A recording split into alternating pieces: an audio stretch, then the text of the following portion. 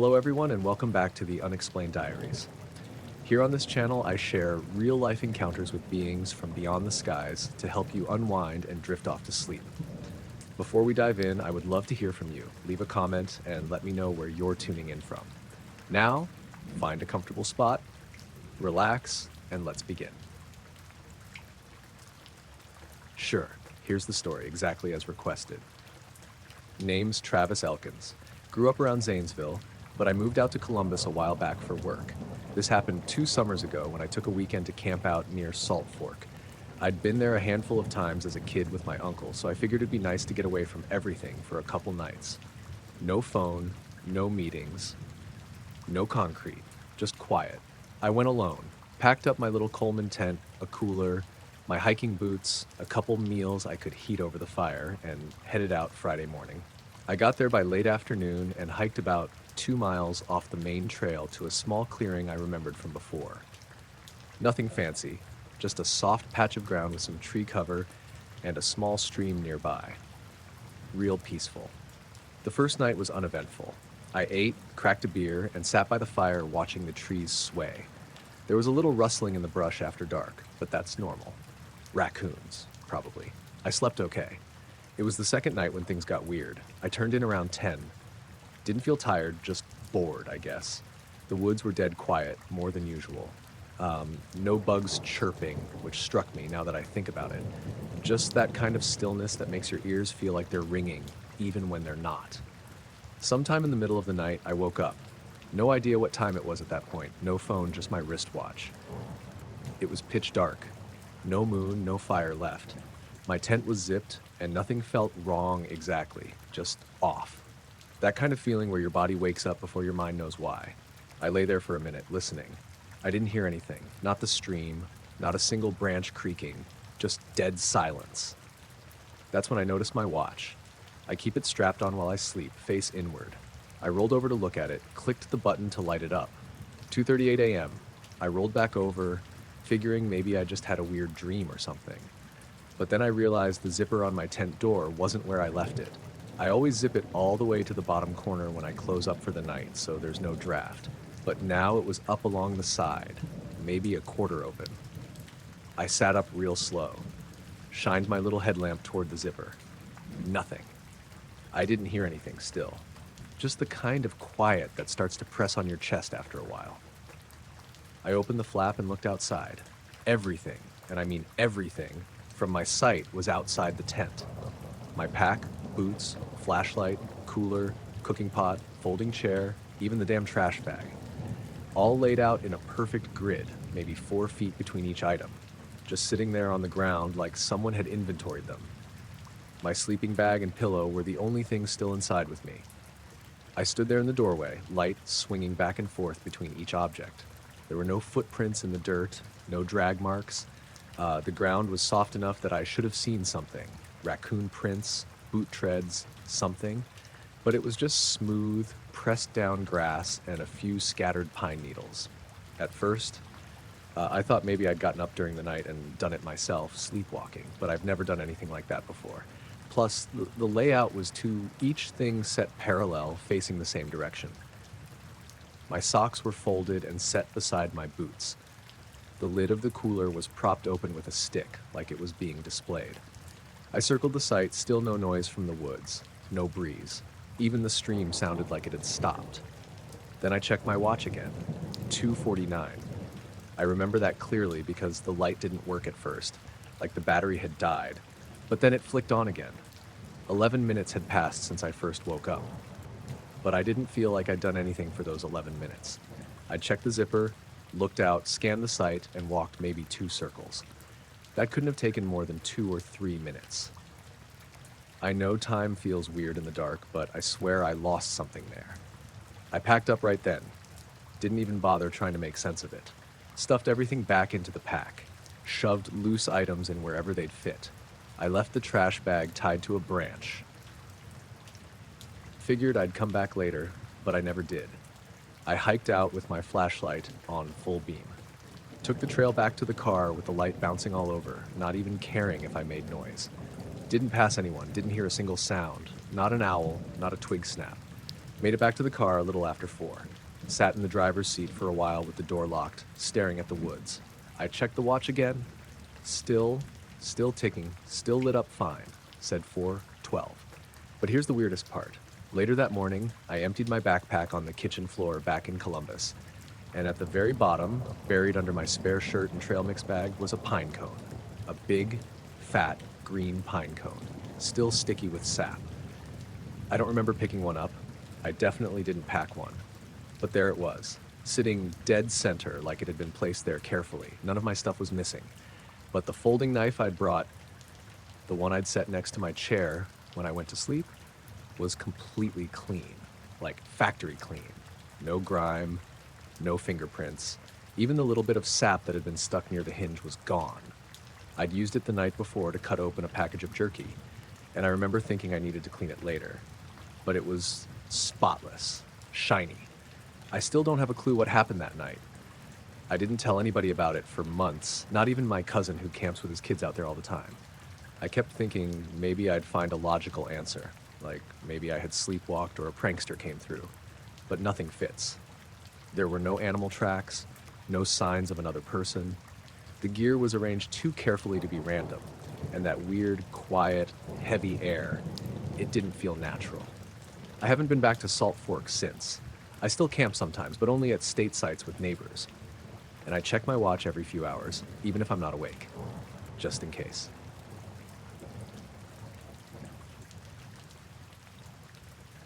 Name's David Reiner. I live in Akron now, but this happened back in February, about 3 years ago, when I was still renting that little place outside Brecksville, right on the edge of the park. I used to walk my dog, Wally, golden retriever, real mellow guy, along the towpath trail almost every day. Even in winter, we'd go out just before sundown. He didn't care about the cold, and honestly, I liked having the place mostly to myself. That stretch between Redlock and Boston Mill gets real quiet in the off-season. This particular evening had that weird kind of stillness to it. You know the kind. Skies overcast, but not thick enough to snow. Just gray and flat. No wind, no birds, not even the usual rustling in the trees. It was cold, like mid-20s, but not bitter. And everything had that slightly damp, heavy feel, like the air wasn't quite right. We were about 20 minutes down the trail when Wally started acting funny. He froze up by this bend near one of the little offshoot paths that leads to a clearing with a pond. Normally, I'd have to tug him away from that path. He always wanted to sniff around there. But this time, he just stopped and stared into the trees. Ears up, body stiff, tail down. I followed his gaze, but didn't see anything. Just the same thin trees and crusted over snow. I gave the leash a light tug. "Come on, bud," I said, but he didn't move. Not even a flinch. That's when I noticed the glow. It wasn't bright, not like a flashlight or car headlights, more like the soft white blue of a fluorescent bulb on a dimmer. It was coming from the direction of the pond. I couldn't see the source at first, just that faint light through the trees. And it wasn't steady. It pulsed real slow, like a heartbeat almost. Bright, then dim, then bright again. Now, I've been out in those woods more times than I can count. I know what a headlamp looks like, or a lantern, or even somebody's phone screen. This wasn't that. It didn't cast shadows, didn't flicker like firelight, just this steady, slow rhythm, maybe 50 yards in. Wally made a low whining sound in his throat and sat down right in the middle of the trail. Wouldn't budge. I stepped off the main path toward the light. Not far, maybe 10 or 15 steps in. Snow crunched under my boots, and the branches made that brittle snapping noise when I brushed past. I kept looking over my shoulder, expecting someone to pop out and yell at me for trespassing, but there wasn't anybody. Just trees and that soft, breathing glow. I came to the edge of the clearing, and that's when I saw it. There was this little pond, maybe 30, 40 feet across, completely frozen over. No tracks on it, no branches, just smooth, solid ice with a dusting of snow. And maybe 5 feet above the center of the pond, hovering in the air, was this sphere of white light. Perfect sphere. Maybe the size of a beach ball. It wasn't casting light exactly, more like it was the light, glowing from within. The pulsing was more noticeable up close, and it wasn't just visual. I could feel it faintly in my chest, like when you're near a bass speaker, but quieter, deeper. Not sound, not quite vibration either. Just presence. I pulled my phone out like an idiot, thinking I'd snap a photo. I didn't expect it to work, but I had to try. The screen lit up, but it was wrong. Everything on it flickered and bent, like a heat wave or old VHS tracking. The pond looked smeared like wet paint, and the sphere wasn't showing up at all. Just a warping spot where it should have been, like the pixels were dodging it. I switched to video. Same thing. The whole screen jittered, and then the camera app froze. Phone locked up solid. I tried backing up slow, just easing toward the trees again. But as soon as I took a step, the sphere shifted. It didn't move like a bird or a drone or anything normal. It just tilted, like it had turned its attention on me. Not facing me exactly, it didn't have a front or back, but I felt noticed.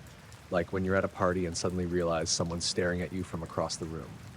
The glow dimmed a little. Then, without a sound, it dropped, straight down, right into the ice. I don't mean it cracked through, I mean it passed into the surface. No ripple, no splash, no break. 1 second it was hovering, and the next it was just gone, like it had been absorbed. The glow faded instantly. The pulsing stopped, and just like that, everything was normal. Sort of. I stood there staring at the ice, half expecting it to shoot back up or something, but nothing happened. The ice looked totally undisturbed. Not a mark on it. Not even a wet spot. Then I realized the silence had lifted. I could hear distant traffic again. A crow cawed off to my left. My phone buzzed in my hand as it restarted itself. Wally barked once, sharp and anxious from the trail. I walked back fast. Didn't run, but my legs sure wanted to. Wally was already on his feet when I got close, tail tucked, pacing in a tight circle. He pulled on the leash the second I grabbed it, like he couldn't get out of there fast enough. We didn't stop till we got back to the car. When I checked my phone later, the camera app had crashed and rebooted, but no photos or videos had saved. Not even corrupted ones. Just blank, like I hadn't tried at all. I went back 2 days later in broad daylight. Brought a thermos of coffee, figured I'd hang out by the pond for a while and see if anything happened. But it just looked like any other frozen pond in the woods. A little runoff had frozen along the edges, and there were deer tracks across the far side. I stood there for maybe 20 minutes, sipping coffee and feeling dumb. That was it. Never saw anything like it again. Never really talked about it much either. Not until now.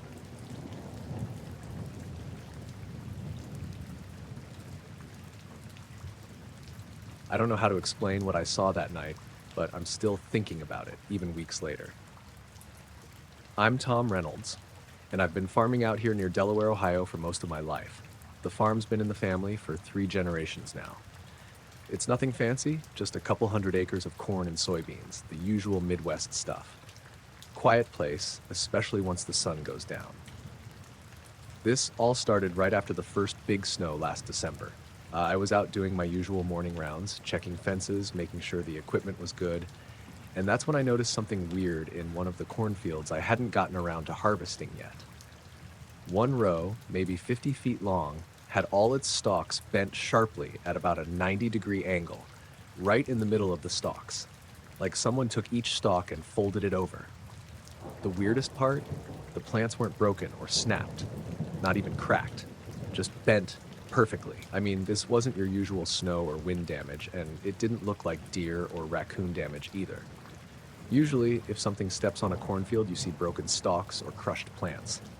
But this looked deliberate, like some precise crease down the entire row. I ran my hand along a few stalks. They were stiff but intact, like cardboard that had been folded sharp but not torn. No signs of heavy machinery, no tire tracks, nothing. The rest of the field was untouched, no footprints or anything near that row. Just that one precise line of folded stalks. I figured maybe it was some freak accident with the weight of the snow pressing down unevenly. But even then, it didn't sit right. Snow was light that morning, and the rest of the field looked fine. I snapped a few pictures with my phone, but they don't really capture how odd it was. That night, the farm was quiet. Too quiet. The kind of silence that settles when the wind dies and all the usual nighttime sounds stop. Around 11:30 p.m., I woke up because of a noise on the roof. It was pacing. I don't know how else to describe it. Like something big was walking back and forth up there, slow but deliberate. Heavy footsteps, maybe 4 or 5 steps, then a pause, then the same pace again. It wasn't like an animal, no scratching or scurrying, more like something that weighs a lot but was careful not to make too much noise. I lay there frozen for a bit, listening. After a few rounds, the noise stopped, and I waited for a while but didn't hear anything else. When I got up the next morning, I went outside to check the roof. Nothing looked disturbed. No dents, no footprints, no marks on the shingles. It had snowed lightly overnight, so I was expecting at least some tracks, but the snow on the roof was untouched, smooth like glass. I walked around the house, the barn, the shed, no footprints anywhere near the house, no tire marks, no animal prints. The snow was clean, like no one had been out there all night. I felt uneasy. It was like the noise had been there, but nothing had left a trace. That day, I went back to the field to look at the bent corn again. When I got closer, I noticed something else. The row of folded stalks wasn't random. It formed a sort of pattern. I'm not saying it spelled anything out, but the way the bent stalks aligned created a repeating spiral shape, kind of like a loose coil running the length of the row. It was subtle, almost like the corn was pointing somewhere or trying to communicate, but I can't say for sure. I'm not one for wild stories, but it looked deliberate. I ran my fingers over the stalks again, and the cold of the night still felt like it was hanging in the air there, even though it was the middle of winter. The rest of the day was normal. I kept expecting someone to show up, a neighbor or the sheriff asking questions, but no one did. No calls, no reports. That night, I stayed inside with the porch light on, half expecting that pacing noise again, but nothing. Just the quiet. Over the next few days, I kept going out early to check the field, but the stalk stayed folded, no change. The spiral pattern stayed sharp and clean, like someone was maintaining it, though I never saw anything or anyone. I thought about setting up some cameras, but I'm old school. I don't trust all that fancy equipment, and besides, it felt like whatever it was didn't want to be caught. Like it was watching me as much as I was watching it. One afternoon, I caught a glimpse of something moving near the tree line that edges the field. At first, I thought it was just a deer or maybe a stray dog, but whatever it was, it slipped into the woods without a sound. No rustling, no snapping branches, just gone. I told myself it was just my imagination. But then last week, I was working in the barn when the power went out. Not just my place, the whole area. I grabbed my flashlight and went outside. The sky was clear, the stars sharp, but off in the distance beyond the trees, I could see a faint glow. It wasn't the usual orange or white from a nearby town. It was bluish, almost like the color of a police cruiser's emergency lights, but steadier, pulsing softly. The glow lasted maybe 5 minutes before fading completely, and the power came back on just as suddenly. The whole thing felt like a message, though I can't say what. Now the corn's all harvested, and the field looks normal again. No bent stalks, no patterns, nothing. The snow has melted, the ground's soft and muddy. But sometimes when I'm out here alone, I swear I catch the same quiet pacing sound on the roof or a flicker of that strange blue glow through the trees. And every time, the hair on my arms stands up. I don't know what's out there. I don't know if it's someone watching, something messing with the fields, or just the way my mind's trying to make sense of all this. But the one thing I'm sure of is that row of corn. That perfect, sharp fold, that spiral pattern. It wasn't an accident. And whatever walked my roof that night, it left no footprints.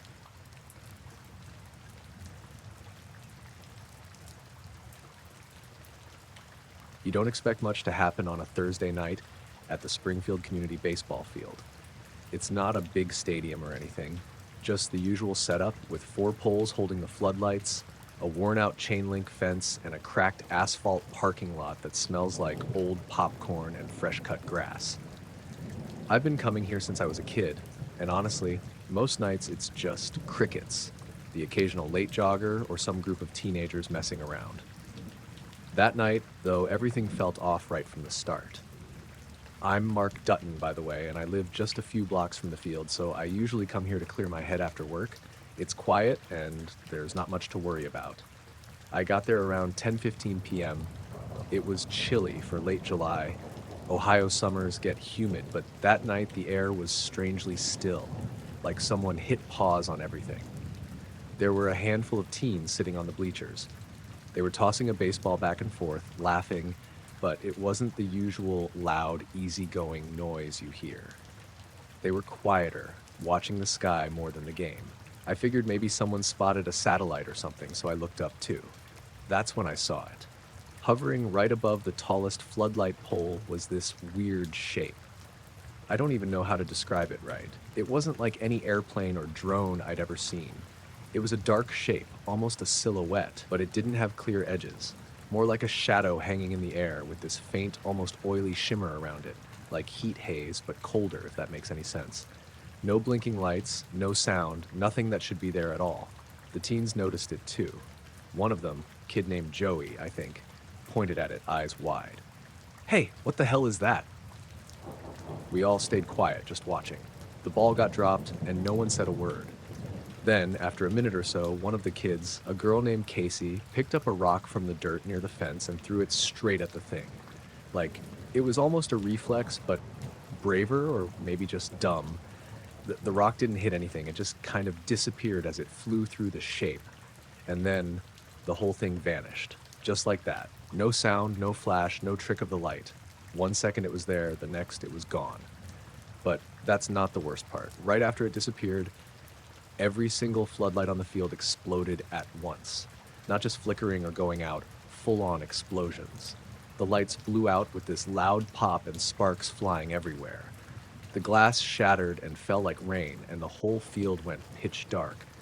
I swear, the way that happened was like someone pulled the plug on reality for a moment. Everyone froze. The teens started yelling and scrambling for their cars. I could hear a few people cursing about the lights, the noise, all that. I was standing there, heart pounding, thinking, what the hell did I just see? It got quiet again, except for the broken glass tinkling on the ground.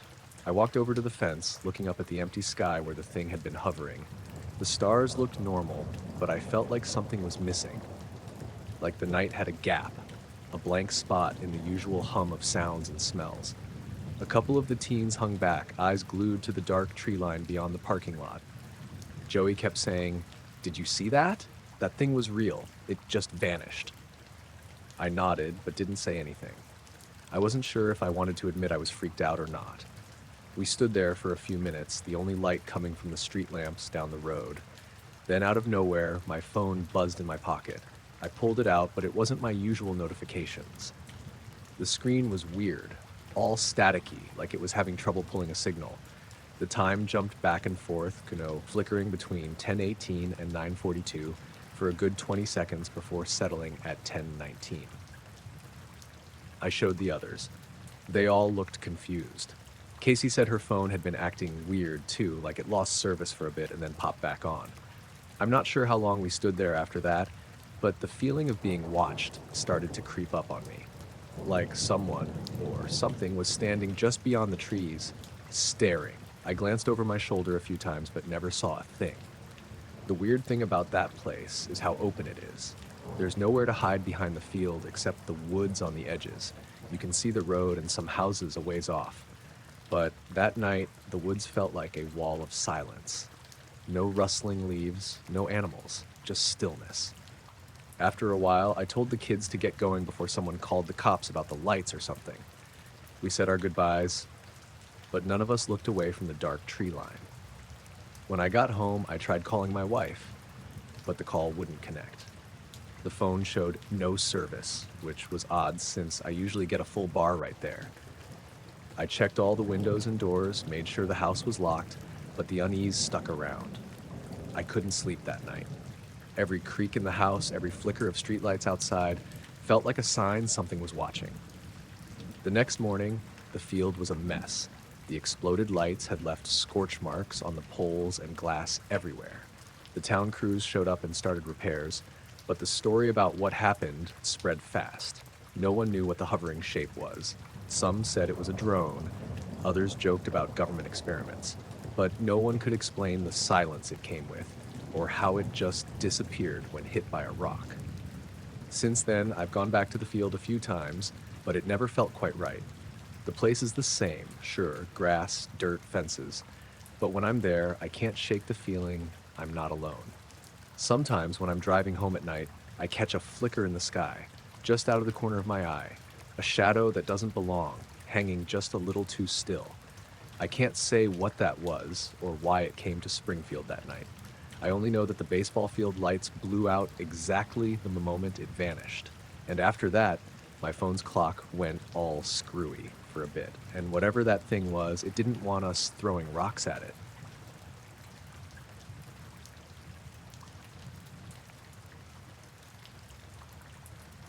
My name's Mike Hollister, and for the better part of 2 years, I worked the night shift at this radio tower out near Wilmington, Ohio. It's about as isolated as you can get around here. Fields stretching for miles, no neighbors close enough to hear you shout, and the nearest town a good 20 minutes away if you're driving the speed limit. The tower itself was pretty standard for the area. A tall steel frame with antennas sticking out all over, surrounded by a chain link fence and a little gravel lot for the truck. My job was simple on paper: monitor the tower, keep tabs on the equipment, report any problems. Mostly, it was just sitting in the small control room inside the building and watching a bunch of screens and meters. Most nights were quiet, too quiet sometimes. The hum of the machines, the occasional radio chatter, and the sound of the wind pushing through the trees was about all I got to keep me company. On clear nights, the stars were bright out there, but the darkness was thick enough to swallow up anything beyond a few yards. One night in early October, right as the leaves were starting to turn, something happened that I still can't really explain. I was halfway through my shift around midnight when the first signs showed up on the monitors. I noticed static creeping across all the channels. Faint at first, like someone fiddling with a dial on a cheap radio, but it quickly got worse. Voices and signals dropped out or scrambled into nonsense. Even the emergency channels went dead. It was like the whole spectrum was being choked. I fiddled with the equipment, checking cables, restarting the transmitter, anything I could think of. Nothing helped. The static stayed, and whatever signals were out there, I couldn't pick them up. That's when I noticed it. Through the window, down in the tree line beyond the fence, little lights blinking in a pattern. Not the usual fireflies or distant cars. These were steady, deliberate, small, white or bluish lights that blinked on and off like Morse code or a rhythm. About 10 or 15 feet above the ground, they moved slowly side to side, almost like they were scanning the tree line. I wasn't sure if I was imagining it, but the lights seemed to respond to me. When I stepped back from the window, they dimmed. When I leaned closer, they blinked faster. The whole place had gone dead silent, except for that static in the speakers, and the rhythm of those blinking lights felt oddly synchronized with the interference.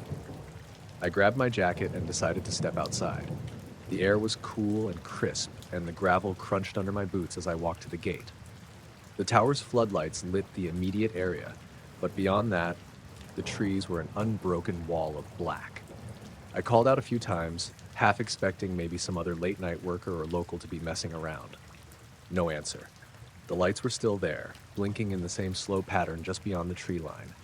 I took a few steps toward the woods, then everything changed. Right as I crossed the threshold of the gravel lot, the static on the radio stopped. The monitors flickered back to life. Clear signals, normal chatter, and the lights, gone. Just gone. No flicker, no trace. One moment they were there, and the next, not a thing. I stood there for a while, looking into the darkness where the lights had been, trying to make sense of it. The woods looked normal. No shadows shifting or shapes moving, just the usual trees and the faint rustling of leaves in the wind. I figured I'd imagine the whole thing. Maybe my mind was playing tricks after too many hours alone. So I went back inside, restarted the equipment just to be sure, and sat down. The screens were steady now, the static completely gone. But then I noticed something else. On one of the signal logs, there was a blip, an unexplained spike in interference that matched the timing of those lights. It wasn't just static, it was like some signal was trying to push through and then vanished right when I stepped outside. I spent the rest of the shift staring at the monitors, trying to catch anything else, but the night stayed normal after that. No more lights, no more interference. I mentioned it to the daytime guy the next morning, but he just laughed it off, said it was probably some weird atmospheric condition or a glitch in the system. I wasn't so sure. After that night, I kept an eye out for anything strange. But nothing like it happened again. Not at the tower, not anywhere else around Wilmington. The night stayed quiet, the equipment ran smooth, and those blinking lights never showed up. Still, sometimes when I'm driving home late or standing outside looking up at the stars, I think about that night, about the signals that disappeared the moment I stepped outside and the lights and the Lasites that seemed to watch me from the edge of the woods. I don't know what I saw or what those signals were trying to say. All I know is that night shift out there changed the way I see things, even if I can't put my finger on exactly why.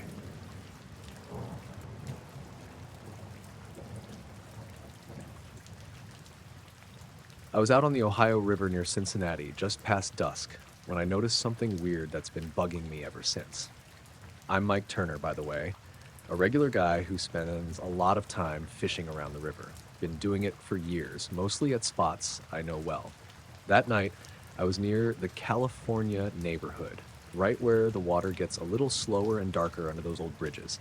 Perfect for catfish or the occasional bass. I'd launched my little John boat a couple hours before sundown.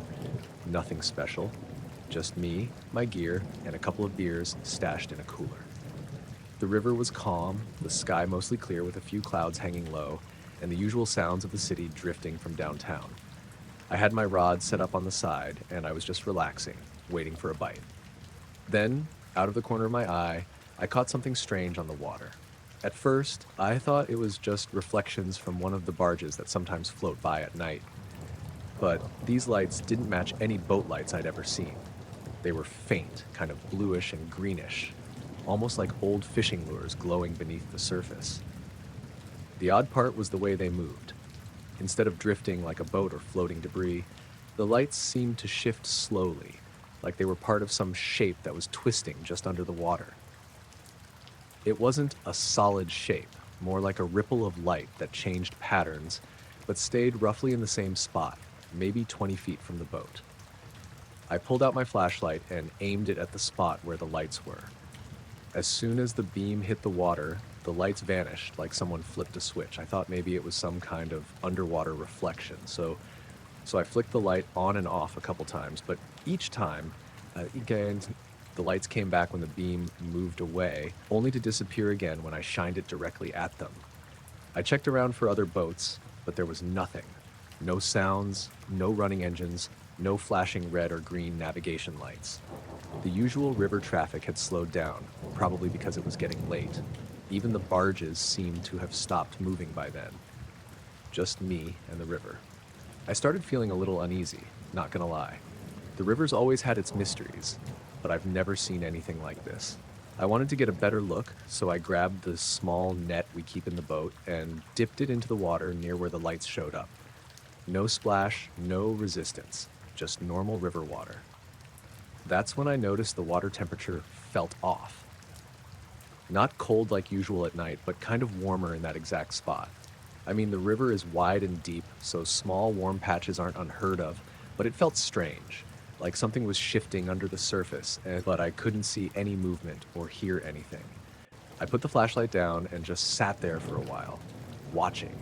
The lights came back, those faint, pulsing colors, shifting in patterns that almost looked deliberate, like someone tracing shapes underwater with a glow stick. I kept thinking I might be dreaming or half asleep, but I was wide awake. After a few minutes, I thought I saw something else, a faint ripple, like a shadow, moving just beneath where the lights were. Not a fish or a log, something more fluid. I blinked and it was gone. I reached for my phone to check the time and maybe call my buddy, but the signal was dead.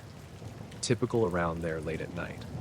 No worries. I figured I'd just keep an eye on things and head back to the dock soon. That's when the humming started. It wasn't loud, more like a low vibration that filled the air and the water itself. Not like a motor or anything mechanical, more like a tone you feel more than hear. It mixed with the soft rustling of the river against the boat. I felt a tickle on the back of my neck and looked around, but the riverbank was dark, the trees still and silent. No other boats, no animals, just that humming and the shifting lights below.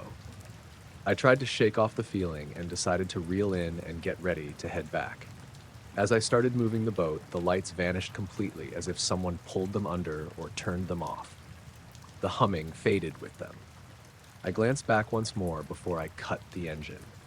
The river was just dark, quiet, and normal again.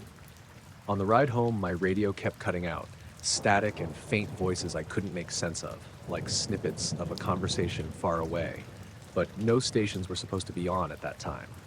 My GPS blinked a couple times, showing my location jumping a few feet here and there, like signal interference. Once I got home, I looked over my gear, trying to find some logical explanation. No weird reflections, no equipment malfunction, just that feeling, like the river had shown me something I wasn't meant to see. I haven't told many folks about it. Around here, people either laugh or start spinning stories about river monsters or ghosts, and I'm not into that. I don't know what those lights were or why they appeared the way they did, but they weren't normal boat lights, and they weren't anything I can explain. The river's been quiet since, but every now and then, when the night's calm and the water's glassy, I swear I catch a glimpse of something glowing just beneath the surface, shifting and pulsing like a slow heartbeat. And I wonder if it's still down there, waiting.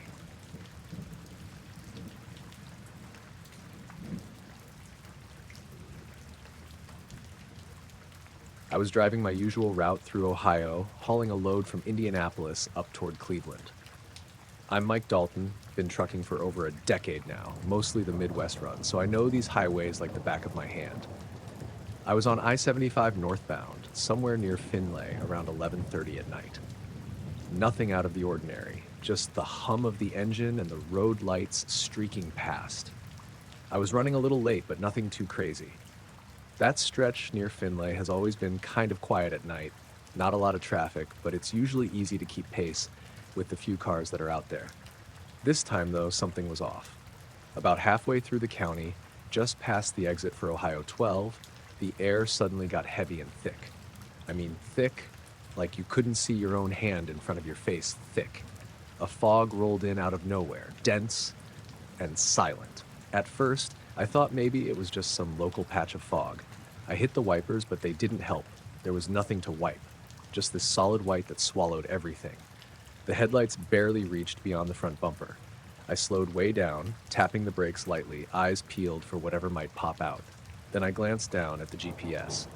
It's a Garmin, nothing fancy but reliable. It blinked off for a second and then came back on, but it was wrong. The screen showed my truck in the middle of some place called Vermilion, which is over 50 miles east near Lake Erie. That didn't make sense. I was definitely on I-75 northbound, nowhere near the lake. I shrugged it off, thinking maybe a glitch or the fog was messing with the signal, but the GPS kept flickering, sometimes showing the right highway, sometimes flipping back to Vermilion. The map was jumping around, and the estimated time jumped forward and backward like it couldn't find the satellites. The whole thing felt wrong. I kept driving slowly, eyes straining through the fog. Then I noticed something else. The highway sounded different. The usual hum of tires on asphalt, the faint rumble of distant trucks, it was all gone. Completely silent except for the engine and my own breathing. No other vehicles. Usually, even this late, there'd be a few cars or a semi passing by. But this stretch, probably 5 or 6 miles, was empty. Dead empty. No headlights, no taillights, nothing. Just me and the fog. I tried to shake off the creeping feeling that settled in my gut. I looked around for road signs or markers, but the fog swallowed those too. I couldn't even see the guardrails on the side most of the time. I started checking my mirrors more than usual. Nothing behind me, no lights approaching, not even a blinking turn signal. At one point, I caught something in the fog just ahead, a faint glow, like a streetlight way off in the distance. I figured it was an exit or a gas station up ahead, but as I got closer, the light faded and disappeared altogether, like it never really existed. The GPS blinked off again, then back on.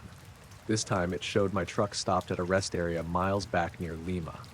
That was impossible. I'd been driving steadily forward, no stops. I checked the dashboard clock and the time felt off too, like the seconds were dragging or skipping. After what felt like forever, but probably was only 10 or 15 minutes, the fog thinned slowly, almost like it was being sucked away. Visibility returned in patches. First the yellow lane lines, then the outline of trees by the road, and finally the familiar shape of the highway itself. but the traffic still wasn't there. I finally saw a car up ahead, a rusty old pickup sitting at the side of the road, hazard lights blinking. No one inside, no driver around, just the truck, empty and quiet. I pulled over a little to check my phone for signal, but there was none. No bars, no messages, nothing. The sky was clear now, the stars out and bright. No fog, no weird lights, just the normal Ohio night. I took a deep breath, tried to make sense of it all. My GPS finally reset itself and started showing the correct location again. The clock on the dash synced back to the right time. I decided to keep moving, a little faster this time, just wanting to get past whatever that was. A few miles down the road, traffic slowly picked back up. A couple of cars passed me, and I noticed the radio was back on, static-free. By the time I hit the next rest stop near Bowling Green, everything felt normal again. I looked back over my shoulder one last time, half expecting to see that thick fog trailing behind me or something lurking in the trees. But the road was empty, and the night was quiet. I still don't know what happened out there. The fog came fast, the GPS went haywire, and that stretch of highway was just gone. Like it wasn't even real for a while. I guess some nights on the road throw things at you that don't make sense. I'm just glad I was paying attention and didn't get too rattled out there. I told a buddy at the truck stop about it the next day, and he said sometimes weird stuff happens on those roads, but no one really talks about it. Maybe it was just a freak weather thing or a glitch. I don't know. All I know is I don't plan on driving that stretch after dark anytime soon.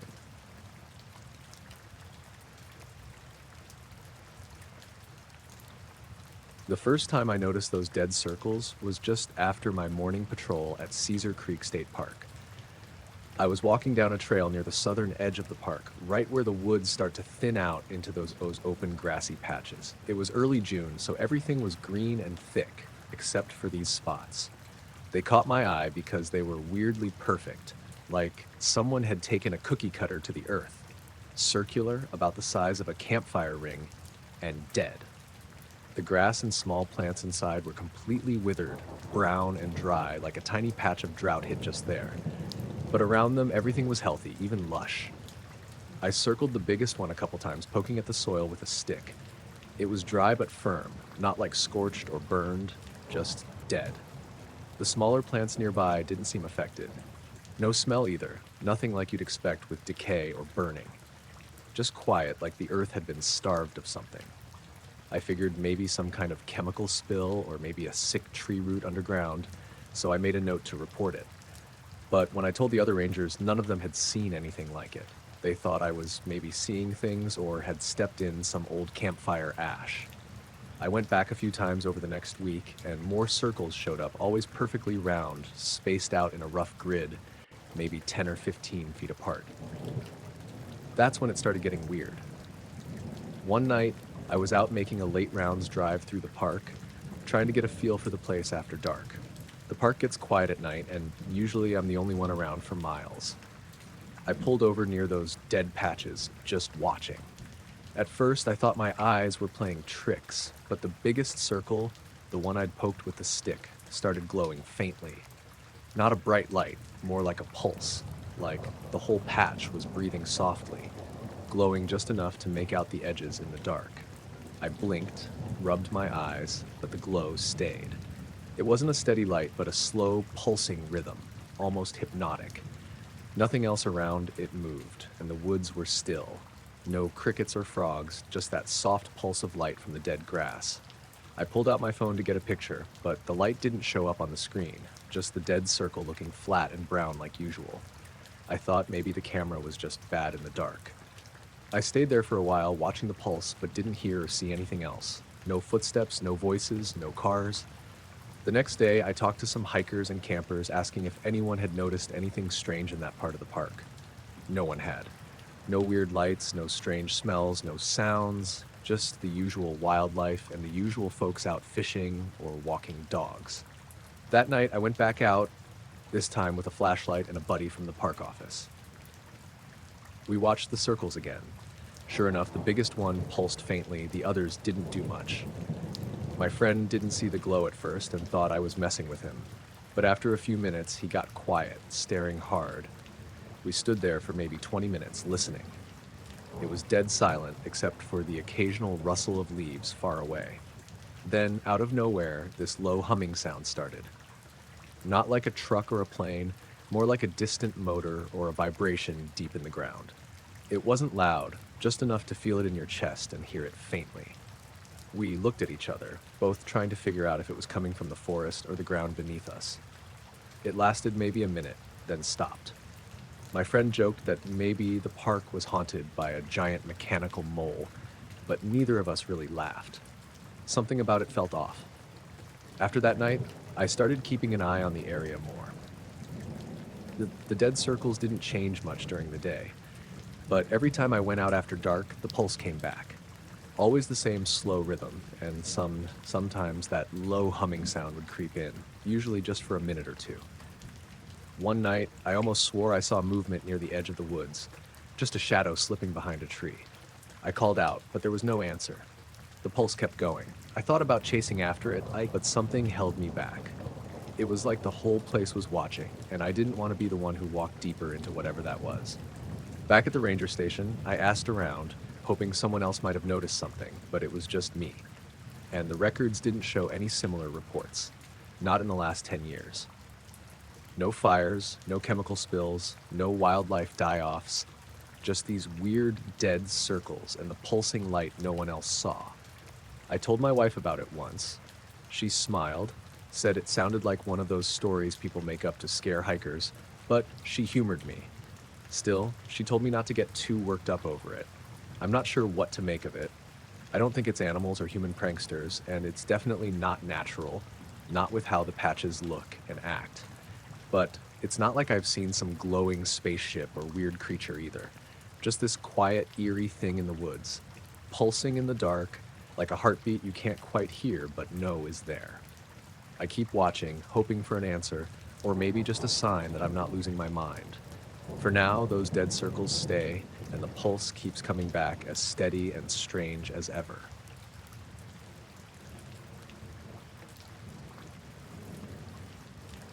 I'm a farmer just outside of Tiffin, Ohio, and for the past few weeks, something's been happening to my fields that I can't quite figure out. It's not the kind of thing you'd expect in the middle of corn season, especially around here where weather patterns are pretty straightforward most years. But this, well, it's different. I keep a pretty close eye on my corn, everything from planting to the daily walks through the rows. The field sits on a bit of a rise, and the south end borders an old wire fence that's been there longer than I have. It's not much, just those standard steel posts with a few strands of barbed wire, nothing fancy. I usually walk that edge first thing in the morning before the heat of the day sets in. What started out as a small curiosity turned into a real head-scratcher. Every morning, the stalks of corn closest to the fence would be bent, just the ones right by the fence line, and all of them bent the exact same way, like something pushed them hard enough to lean, but only at the edge. The rest of the field looked untouched, standing tall like normal. At first, I figured it was wind. It happens. Ohio's got those days when the breeze is strong enough to lean plants, especially this time of year. But I checked the weather logs, nothing unusual. No high winds, no storms overnight. And the direction the stalks bent didn't match any wind pattern reported. It was like some invisible hand pressed against the field's edge, pushing everything toward the east, every single morning. I started taking pictures just to keep track. The bending was consistent. Every morning, those stalks closest to the fence were leaning east, like someone was pushing them right before dawn. I thought maybe it was animals or even kids, but no tracks anywhere near the fence. Nothing disturbed in the dirt except the bent plants. Plus, I'd been out there before dawn and didn't see a soul or any signs of trespassing. One morning, I decided to get up earlier than usual and walk the fence line just as the sun was starting to rise. It was quiet, the kind of quiet that makes you notice everything. The hum of cicadas starting up, a distant tractor in the next field, birds waking up. I didn't see anything out of place, no animals, no people, just the bent stalks like they'd been pressed flat. But something else caught my eye. There were faint scratch marks on the fence posts themselves. Not deep, just a few shallow grooves circling the wood, almost like a spiral. I ran my hand over one, and it felt fresh, like they'd been made recently. I don't know what could have done that. I thought maybe some animal with claws, but the pattern was too neat, too deliberate. That day, I mentioned it to my neighbor, Tom, who's been farming in these parts for 40 years. He gave me a funny look and said, "You sure you ain't imagining things? Corn gets bent all the time, maybe deer or wind." I told him about the scratches, but he shrugged and said maybe a raccoon or something made them. I wanted to believe that, but it didn't sit right with me. Another night, I couldn't sleep, so I grabbed a flashlight and went back out to the field. It was dead calm, no breeze, and the moon was just a sliver in the sky. I walked along the fence line, shining the light over the corn and fence posts. As I reached the middle of the field's edge, I caught a glimpse of something moving just beyond the tree line that borders the fence. At first, I thought it was a deer or a raccoon, but the shape was too tall and too still. It wasn't moving like an animal would, more like it was watching me. I blinked, and it vanished. The way it disappeared was sudden, like it just faded away. I stood there, heart pounding, trying to convince myself it was a trick of the shadows or my eyes playing games in the dark. But the feeling of being watched stuck with me. I hurried back to the house, not bothering to check the rest of the fence. The next morning when I went out, the stalks were bent again, just like every day, but something new was there. The scratch marks on the fence posts had multiplied. They weren't just at the spots I'd noticed before. Now they were on every post along that edge, all neat spirals. I don't know how something could do that without me seeing or hearing anything. I started checking my phone every morning for the weather report, hoping for a logical explanation. Nothing out of the ordinary. The bending stalks, the scratches, the shadowy figure, none of it made sense. One afternoon, my cousin Mike came over. He's into hunting and knows his way around the woods. I told him everything, expecting him to laugh it off, but he got quiet and said, "You sure you want to keep poking around that fence? Sometimes things don't want to be found." I laughed it off, but the warning hung in the air. Over the next week, the pattern didn't change. Every morning, the same bent stalks at the fence line, the same spiraled scratches on the posts, and the feeling that something was just beyond the trees watching. One night, I left a camera on a tripod pointing at the fence, hoping to catch whatever it was doing this. The footage was weird. It was mostly dark, but around 3 a.m. there was a faint glow near the fence. Not like a flashlight or a lantern, more like a soft, diffuse light that moved slowly up and down the fence line.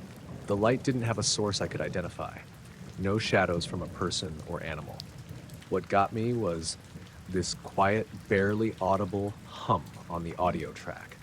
Not a mechanical noise or anything familiar, just a low, steady vibration, like something vibrating in the distance but right there with the fence. I showed it to Mike and a couple other farmers. Mike said maybe it was just some electrical thing, but none of us could explain why the light would only be there for a few minutes and why the plants would be bent the next morning in the same direction. Since then, I keep a lantern on the porch and check the fence line every night before bed. I haven't seen the glow again, and whatever was watching me in the trees that night hasn't come back, at least not that I've noticed. But every morning, the corn right next to that fence is bent east, like an invisible wind pushes it just enough to lean. The rest of the field stands straight and proud, untouched. I don't know what it means or if I'm just losing it, but I'll keep watching. Because whatever's out there, it feels like it's trying to tell me something, or maybe just remind me it's there.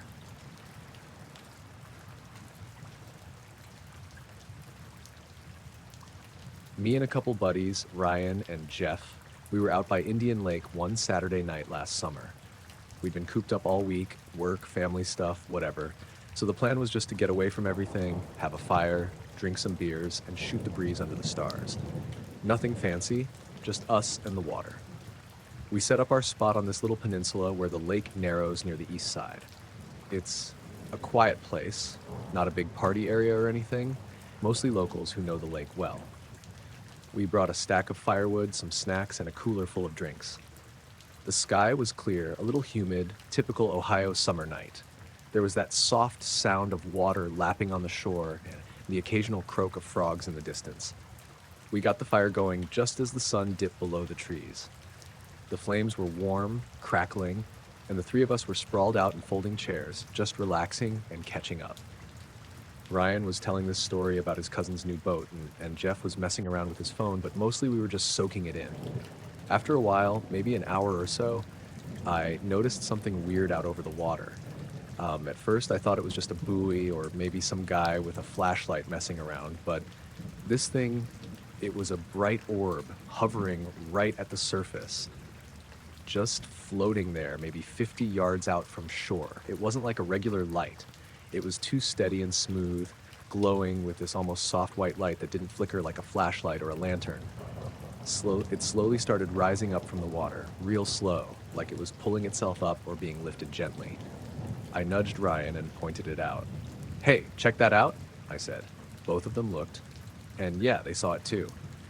The orb rose maybe 6 or 7 feet above the water and started moving, straight toward the tree line on the other side of our little peninsula. The movement was steady and deliberate, no wobbling, no hesitation, like it knew exactly where it was going. The way it floated, it reminded me of one of those paper lanterns people let go at weddings or memorials, but it didn't flicker or drift sideways in the slightest breeze. We watched in silence for a few minutes as it glided toward the edge of the trees. As it reached the tree line, it just disappeared. 1 second it was there, the next it was gone, no flash or anything, just gone. That's when things started to get weird. The fire, which had been roaring and popping along, suddenly sputtered. The flames flickered like someone blew on and then just died out completely, just like that. No smoke, no ember glow, just dark and cold. We all kind of froze, staring at the fire pit, then at each other. Then the usual night noises just stopped too. No frogs, no bugs, no water lapping. The whole area went silent. The kind of silence that makes your skin feel tight. We sat there, not saying anything, just listening to the nothing. Jeff finally whispered, "Did you guys hear that?" Ryan shook his head. "Hear what?" I wasn't sure either. It was like the world around us was holding its breath. We scrambled to get some matches and relight the fire, but nothing would catch. The wood was dry, but the matches just went out. We tried a lighter too. Eventually, we got some sparks, but nothing stuck. The whole time, that silence hung over us like a blanket. The orb felt like it had changed everything somehow, like it shut down the night. After maybe 10 minutes, the normal sounds started back up. The frogs came back, the water made noise again, and the fire finally caught and began to burn steadily. The three of us sat close to it after that, kind of looking at each other and knowing we'd just seen something none of us could really explain.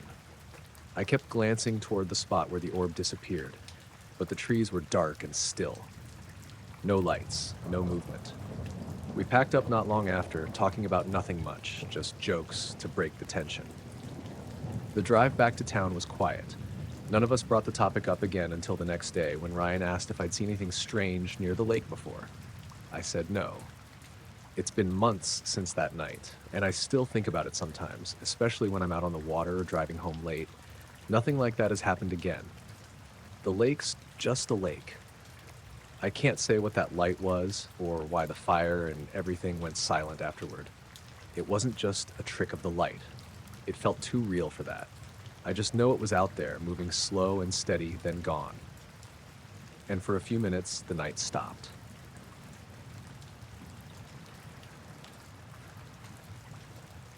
It was the first weekend of November when I went out to Zaleski. The weather just dipped low enough that most folks were done for the season, but the early cold doesn't bother me much, and I like the quiet. I've hunted that patch of woods near Hope Furnace since I was a teenager. My uncle used to take me out there back before the trails were marked all nice and the backpackers started showing up every summer. I was on my own that morning, parked off Wheelabout Road just after 5. Still pitch black, air sharp. Had my 308 slung over my shoulder and a thermos of coffee in my pack. The plan was to hike up along the ridgeline northeast of the furnace and post up overlooking the clearing where the creek bends. That spot's always been good to me. Deer cut across the open space just around sunrise. It was quiet enough I could hear my boots pressing frost into the leaves. Birds hadn't started yet. I was about halfway up the ridge, maybe 20 minutes in, when I heard it. A clicking sound. Not loud, but real crisp, sharp enough that it carried. At first I thought it was a woodpecker, but it was too rhythmic. Like click, click, pause, click, click, click, pause, click. Always in little sets like it was saying something. I stopped to listen, figuring maybe it was something mechanical. There's an old trail shelter not far from where I was, and sometimes backpackers bring those little hand crank radios. But this didn't sound like that. It didn't echo right. I took a few more steps up and paused again. Still clicking. Coming from upslope, maybe 50 yards off the trail.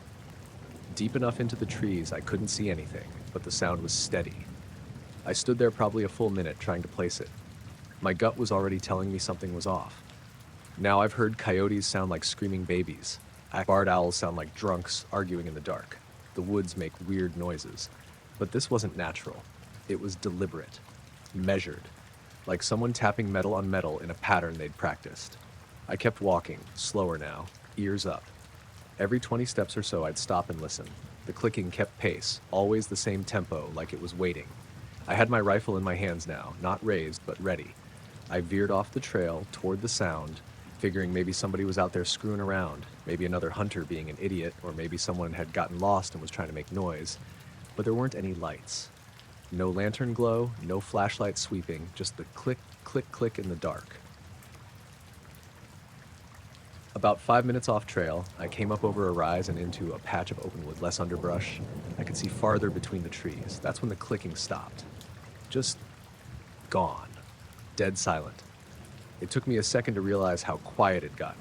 No wind, no birds, not even the faint rustling from my own jacket, like the whole forest was holding its breath. I crouched near a hickory tree and scanned ahead, sweeping side to side. Nothing. I waited. After maybe 10 minutes of nothing, I stood and turned back toward the trail. But before I could take a full step, the clicking started again, this time behind me. I whipped around, rifle half raised, still no movement, still no lights, just the same slow, methodical click-click, pause, click-click-click. It felt closer now, maybe 30 yards. My ears were ringing from the strain of trying to pin it down.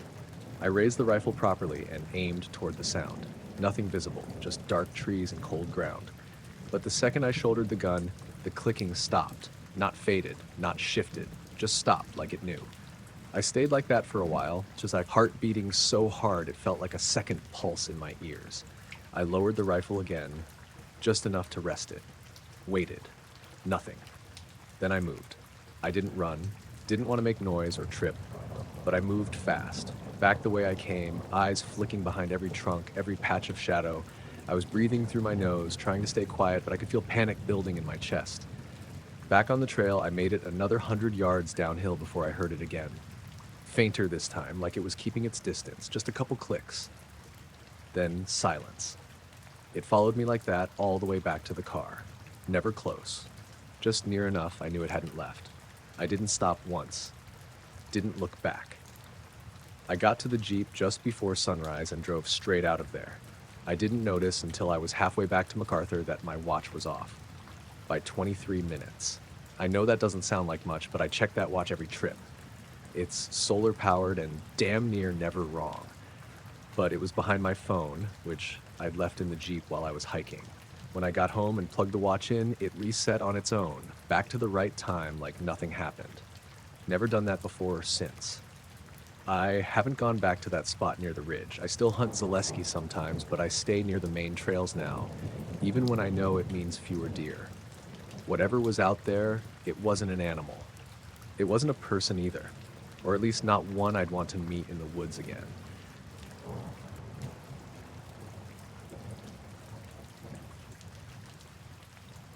I was working third shift security at a mid-rise office building on Euclid Avenue, right near East 9th. Not the nicest building in the world. Mostly insurance offices, a dentist, and some kind of logistics company that always smelled like printer ink. But it was quiet, and the pay was decent enough for what amounted to sitting behind a desk, making rounds twice a night, and buzzing in the occasional janitor or food delivery. That night, it was a Thursday going into Friday, middle of January. Cold like it gets here, real sharp. Snow hadn't come down heavy, but the sidewalks had that thin, crunchy layer. Not enough for a plow, just enough to slip on if you weren't looking where you stepped. Anyway, around 1:15 a.m., I was sitting behind the desk eating a gas station turkey sandwich and watching one of those old true crime shows with the volume off, subtitles on. Lights were low. Heat was humming. Pretty normal. I glanced up at the security monitor for the front entrance, standard camera angle pointing out toward the street. You could see the glass of the door, the sidewalk, and then across Euclid, the old 5-story parking garage that hadn't been in regular use since the pandemic. Just sat there mostly empty now, except during games or when people parked for the courthouse. The roof of that garage sits just about even with the 5th floor of my building. I didn't notice it at first, but something caught my eye. A little motion on the roof of the garage, barely there. I figured maybe a bird or a raccoon. But the more I looked, the more I realized it was just sitting there. This dark shape, low to the surface, maybe 3 or 4 feet tall at most. Not big, but it wasn't moving like anything alive either. It just sat there, almost tucked in behind the little concrete guardrail. Could have been a trash bag or a coat, I guess, but something felt wrong, off. Curiosity got the better of me, so I went into the stairwell and climbed up to the 5th floor break room. There's a big window there that looks right across to the garage roof. It was still there, sitting almost center on the roof, about 20 feet back from the edge, black or dark gray. Hard to get a clear shape through the glass, but it wasn't quite square, not round either. Kinda hunched like a crouched person, but a little too still, a little too low. No movement, not even a shiver from wind. I stood there for maybe a minute, waiting for it to twitch or shift or something. Nothing. Then I decided to try my flashlight. I carry one of those big Maglite style ones. Heavy, metal, beam goes a decent distance. I turned off the break room light so the glare wouldn't bounce, cracked the window open, and shined the flashlight across the street. The beam hit it square, and that's when I knew it wasn't any trash bag or bird. The second that light hit it, it reacted. Not fast, not sudden. It didn't jerk or run or flap. It just rose, straight up, like a balloon, but controlled, smooth, almost like it was riding on rails. I stood there completely still, just watching this thing lift, dead quiet, into the sky. It didn't spin or wobble, no rotors, no wings, no thrumming or motor sounds. It just ascended maybe 20, 30 feet above the roof. Then it paused. I swear to God, it stopped midair and tilted just slightly, like it was looking at me. That's the part that really got to me. That tilt, it wasn't much, but something about it felt deliberate. After that, it kept going, slid upward into the low-hanging clouds and disappeared. The whole thing lasted maybe 15 seconds. I stood there for a lot longer than that, trying to make sense of it. I even shined the flashlight around, like maybe I'd see it on another roof or higher up. Nothing. When I went back down to the lobby, the monitor feed for the front door had frozen, like someone had hit pause. I tapped the screen a few times, switched inputs, nothing. Just a still frame of the sidewalk. It stayed that way for close to 20 minutes before flickering back on by itself. Around 2, the janitor for the 3rd floor came in, Maria, and I didn't say anything to her. I didn't really feel like trying to explain what I'd seen. At 3:20, I did my second round. Nothing unusual inside the building, but when I got to the top floor, I went back to that break room window. The garage roof was empty. But here's the part I don't like to think about too much. On the snow covering that garage roof, there were no prints, no marks, just clean, unbroken white. Except for one thing, right in the center where that thing had been, there was a perfect round patch of bare concrete, maybe 3 feet across, like the snow had been melted or pushed away, but no pileup around the edge. Just gone. No dripping, no scatter, no disturbance, just a circle of clean roof. I watched that patch for a long time, maybe 20 minutes, until I started feeling dumb and cold. Nothing else happened that shift, or the next one. 2 days later, the patch was gone. Snow had come again, and it was all covered. I never saw anything like that again, but I did start noticing a few odd things after that. Random power flickers in the cameras, just for a second or two, and never consistent. A hum in the elevator that didn't used to be there, like a high-pitched tone just at the edge of hearing.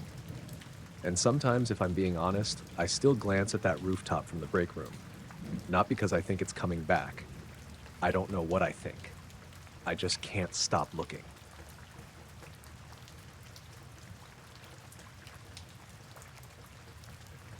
We were camped out at East Harbor, just a little up the road from Marblehead. Um, my wife, Kelly, had booked us a spot months ahead because she loves the lake this time of year. Not quite peak summer, so it wasn't swarmed with people, but still warm enough to swim, cook out, sit around the fire, all that. Our boys, Jake and Miles, were 9 and 7 back then, so they were still in that stage where everything's an adventure. We'd gotten there Friday afternoon, set up the tent, got the fire pit going, all the usual. That night, we stayed up late roasting hot dogs, listening to the waves come in. The campground wasn't right on the water, but if you walked a few minutes past the dunes, you'd hit the shoreline. We did that Saturday morning. Beach chairs, towels, little cooler of Gatorades. It was a normal trip. Sunburns and sand and everything. That Saturday night was the weird one. The kids had conked out early, all worn out from swimming and chasing gulls. Kelly was reading in the tent with her headlamp on, so I wandered down to the lake by myself around 10:30. I had a little collapsible camp chair and a cold beer from the cooler. Figured I'd sit for a while and listen to the water. It was real still that night. Barely any wind. You could hear every little splash. There were a few other folks down the beach, silhouettes mostly, some murmuring voices, the occasional flicker of a phone screen, but everyone was quiet. It was like even the kids felt the mood shift once the sun went down. Peaceful, but kind of heavy, if that makes sense. I'd been sitting maybe 20 minutes when I noticed the lights. At first, I thought it was a barge or something way out there, just a row of white lights across the horizon, low to the water, but they didn't move. They weren't flashing or drifting. Just sitting there. I counted them. 9 lights, perfectly spaced, same size, same brightness. Pure white, no red or green like you'd expect on a boat. And they weren't reflecting off the water either. That was the part that got me. Lake Erie's flat as a pancake most nights. Any light out there should have had a long shimmer. These didn't. They looked like they were just hovering over the lake, like someone pinned them in place with string. I remember shifting in my chair, craning my neck, trying to make sense of them. I even looked behind me to see if maybe it was something reflecting off a camper's headlights or an overhead light from the park. Nothing. Everything behind me was pitch black, besides the glow from a couple lanterns tucked way back in the sights. Then one of the lights went out. Just blinked off. No dimming, no movement. Gone. The rest stayed steady. I sat up straight then. I wasn't scared exactly, but I was on alert. You know that feeling you get when your brain can't file something away quick enough? Like it's flipping through the cabinet looking for a match, but the folder's empty? A few seconds later, another light went dark. The second one from the left, then the fourth, then the third. Not random either. It was moving in a pattern, like counting down but not left to right. It was symmetrical, lights going out in a mirrored sequence from the outside in. By then, the chatter down the beach had stopped. I wasn't the only one watching. I could feel it, that kind of stillness that happens when everybody's holding their breath. Nobody said anything, nobody moved. We all just sat there watching this perfect line of lights wink out over the lake. The last two, the center ones, went dark at the same time. And that was it. Just black water stretching all the way out, no boats, no sound. Like nothing had been there at all. I waited, sat there for what must have been 10, maybe 15 minutes. But nothing else happened. No lights came back, no hum of engines, just the waves again. I finally stood up, stretched, started heading back toward camp. But the second I hit the sand trail back through the brush, I heard something behind me, not in the water but above it. A low pulsing sound. Not loud, but it had this pressure to it, like standing near a subwoofer.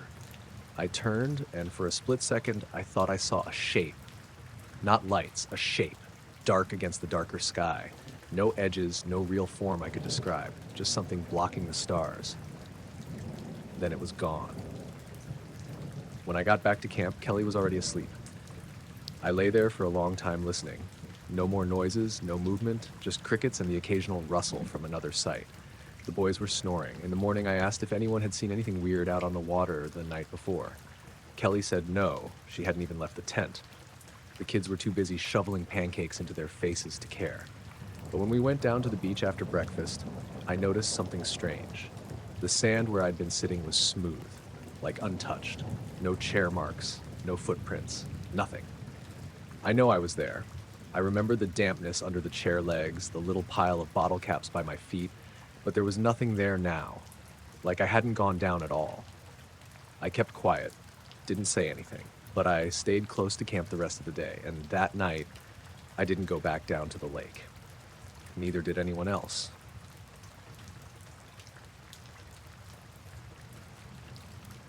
Name's Travis Morgan. I've worked at Cotner Auto on the east side of Columbus since I was 22. Started out doing tires and oil. Now I mostly handle diagnostics and electrical, that sort of thing. It's a family-run place, sits behind a strip mall off East Broad, not far from Mount Carmel. Real basic layout, 4 bays, front office, fenced lot out back. This happened last October, near the end of the month. I remember because we had that real warm stretch for a few days, then it snapped cold overnight. I was closing alone that night. Dave, the other tech, had taken off early to deal with his kid's school thing, and Mr. Cotner had already left for the day. Wasn't a big deal. I'd stayed late plenty before. I liked having the shop to myself anyway. It's peaceful when the compressors stop running and it's just you and the tools. It was a Wednesday. I had a Ford Edge up on the lift in Bay 3, replacing a rear wiring harness that'd gotten chewed through. Possums or mice, hard to say. I had my music going low and was halfway through buttoning it back up when the lights flickered. Just once. Real quick. Everything cut for maybe half a second. Shop lights, music, even the laptop I had on the bench. Then it all came right back on. No breaker trip, no power surge alarm. Thought maybe AEP had hiccuped the grid, but nothing in the breaker panel looked off. We'd had some weird outages before, but usually not just a blink like that. Still, I didn't think much of it. Got back under the edge, zipped up the loom, and was torquing the bracket back in when all the motion sensors in the lot went off at once. Every single floodlight outside snapped on. Now, those lights are triggered by movement in 3 separate zones: front drive, side alley, and the fenced yard out back. They don't talk to each other. You can wave your arms in front of Bay 1 and not trip the ones out back, but they all lit up at the same exact second. I shut off my drill and stepped outside. It was cold enough I could see my breath, but still dead calm. No wind, no cars going by. The strip mall across the lot was closed up, lights off. The Pizza Hut 2 doors down was dark. I walked out past the garage doors and stood in the middle of the lot, looking around. No movement, no people, nothing I could see that should have tripped anything. But it was bright as hell now, all those floods on. Gave everything that weird flat color where it's hard to tell what time it is. I turned to head back inside when I noticed something overhead. 3 lights. Dim orange, spaced wide apart. They were coming in slow, real slow, from the west, just over the treetops behind the shop. No blinking, no sound, just steady glide. The way they moved, it felt heavy somehow. Like whatever they were attached to was big, but not struggling. At first, I thought maybe it was a low-flying plane, but the shape wasn't right. The lights were arranged in a triangle, with 1 leading and 2 behind, like a flat arrowhead. But the weird part was that I couldn't see anything between the lights. No outline, no structure, just 3 points moving in perfect sync, like they were connected by something invisible. It passed right over the shop. Dead silent. I stood there, jaw probably half open, watching it crawl overhead. If I had to guess, I'd say it was moving maybe 15-20 miles an hour, slower than any plane I've ever seen. No wings, no fuselage, nothing reflective, just those 3 steady, orange glowing points. As it passed, I felt something weird in my chest. Not fear, exactly. More like pressure. Like being underwater. Hard to breathe for a few seconds. My eyes watered a little. Then it moved on, kept heading east until it disappeared over the strip mall. I didn't move until it was gone. Just stood there like a dummy. Once I snapped out of it, I jogged back into the office and pulled up the security feed. Nothing. I went camera by camera, front lot, back fence, alley, inside bays. Not a single frame showed anything but static lights and empty pavement. Even when I scrubbed through the exact moment I saw it pass overhead, the cameras stayed normal. No glitches, no dark shapes, no reflection from the floodlights, just nothing. But here's the kicker. All the motion sensors had tripped. The logs showed every single one going hot at the same time, 10:38 p.m. I checked the motion logs regularly because raccoons sometimes set off the back sensors. But this was different. It didn't make sense. Nothing showed up on the video, and there was no movement in the lot. Just that triangle passing over, like it didn't care about being seen, but somehow still wasn't seen. I shut everything down after that, locked up and drove home. Didn't sleep much. I didn't even tell anybody the next day, felt too strange trying to put it into words. A couple nights later, I came in to check on a parts delivery we'd missed, and I noticed the radio in Bay 2 was on. I hadn't used that one in weeks. The volume was low, and it was tuned to some AM station I don't listen to. Just static. Like someone had turned it on and left it. Nothing else was touched. Tools were all where I left them. Doors locked. But that radio had been off. I'm sure of it. Ever since that night, I've kept a flashlight in my truck. One of those big ones with the crank. No batteries. I don't trust the power like I used to.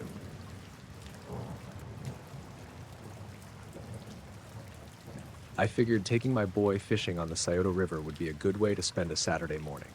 Nothing fancy, just me, Jake, and a couple of rods. We'd done it plenty of times before, but that day, something about the air felt off, even before we got to the river. I couldn't put my finger on it. We got there just as the sun was clearing the trees along the bank, the water low and slow moving, just right for a quiet morning cast. Jake was already excited, like talking about catching his first bass bigger than last year's. I kept an eye on the sky. It was that pale gray, typical of early fall in Ohio, with some wispy clouds that didn't promise much rain. The kind of weather that makes you want to be outside but keeps you guessing. We set up near an old bend where the water pooled deeper, right by a patch of overgrown cattails. The bank was soft with mud and leaf litter, and there was that smell. Damp earth mixed with a faint hint of something metallic. I thought it was just the river, but looking back, maybe it was something else. Jake was eager to get started. He shoved his fishing pole out into the water, eyes wide and grinning. I followed with mine, then we sat back on the cooler, watching the water. The river was calm, almost too calm, with only a few ripples from the breeze. That's when I noticed it first, just beneath the surface, a round shape, perfectly still. It wasn't moving like a rock or a log caught in the current. It hovered there, maybe 3 or 4 feet from the bank, a little deeper than where we'd cast. It caught the sunlight, glinting off its surface with this unnatural shine, like polished metal or chrome. Jake saw it too. "What's that?" he asked, pointing. I didn't answer right away. It looked like some kind of old fishing float or maybe a piece of a buoy, but there was no rope or anything attached, and it didn't bob or drift with the current. It just stayed there, completely motionless, like it was waiting.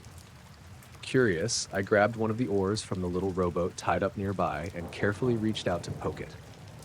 The moment the oar touched the water near it, the thing slipped down, not sinking with bubbles or stirring up mud.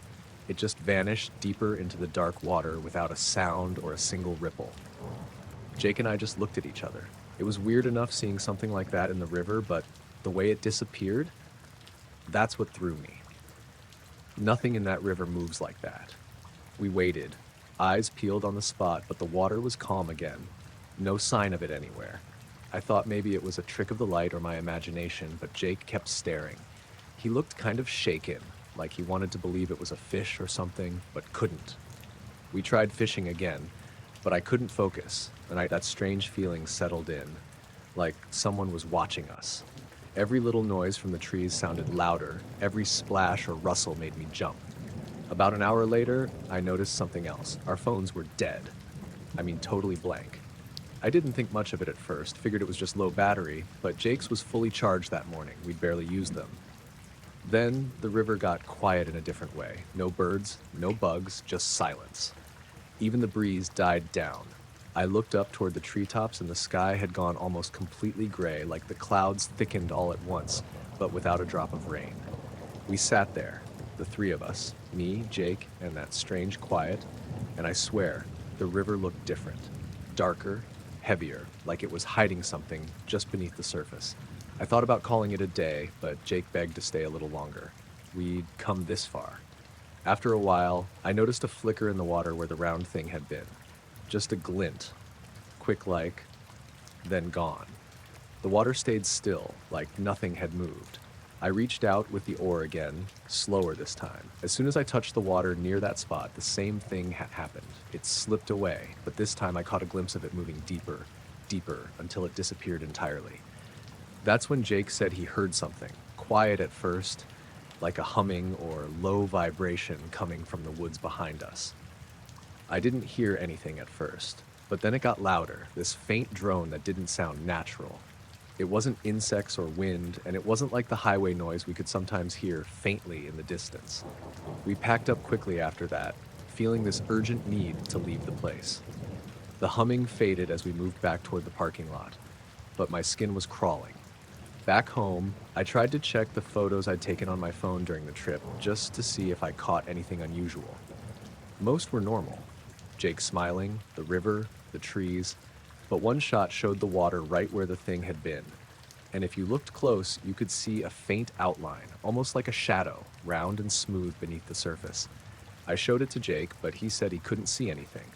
Maybe he was just trying to be brave. Me?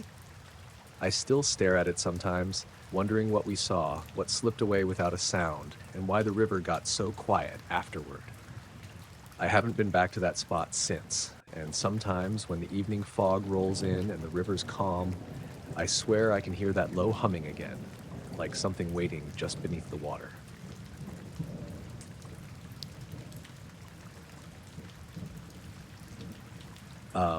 I was out in Athens one night with a couple of friends, just hanging around, looking up at the stars. It wasn't anything planned, just a spur-of-the-moment thing after we got out of class. It was late spring, so the nights were cool, but not cold, and the sky was clear, the kind of night you figure might be good for stargazing, if you have the time. We'd parked my friend Sarah's car near the edge of the university parking lot, right by those big open fields off East State Street, the kind where you can see a good stretch of sky without streetlights messing everything up. We had a couple blankets, some snacks, and a thermos with coffee from that little place on Court Street. I was sitting back on the grass with my phone off to the side, just watching the stars like I usually do when I'm not distracted by stuff. Sarah and Matt were beside me, both quiet, just taking it all in. Athens isn't exactly known for light pollution, but it's not pitch black either.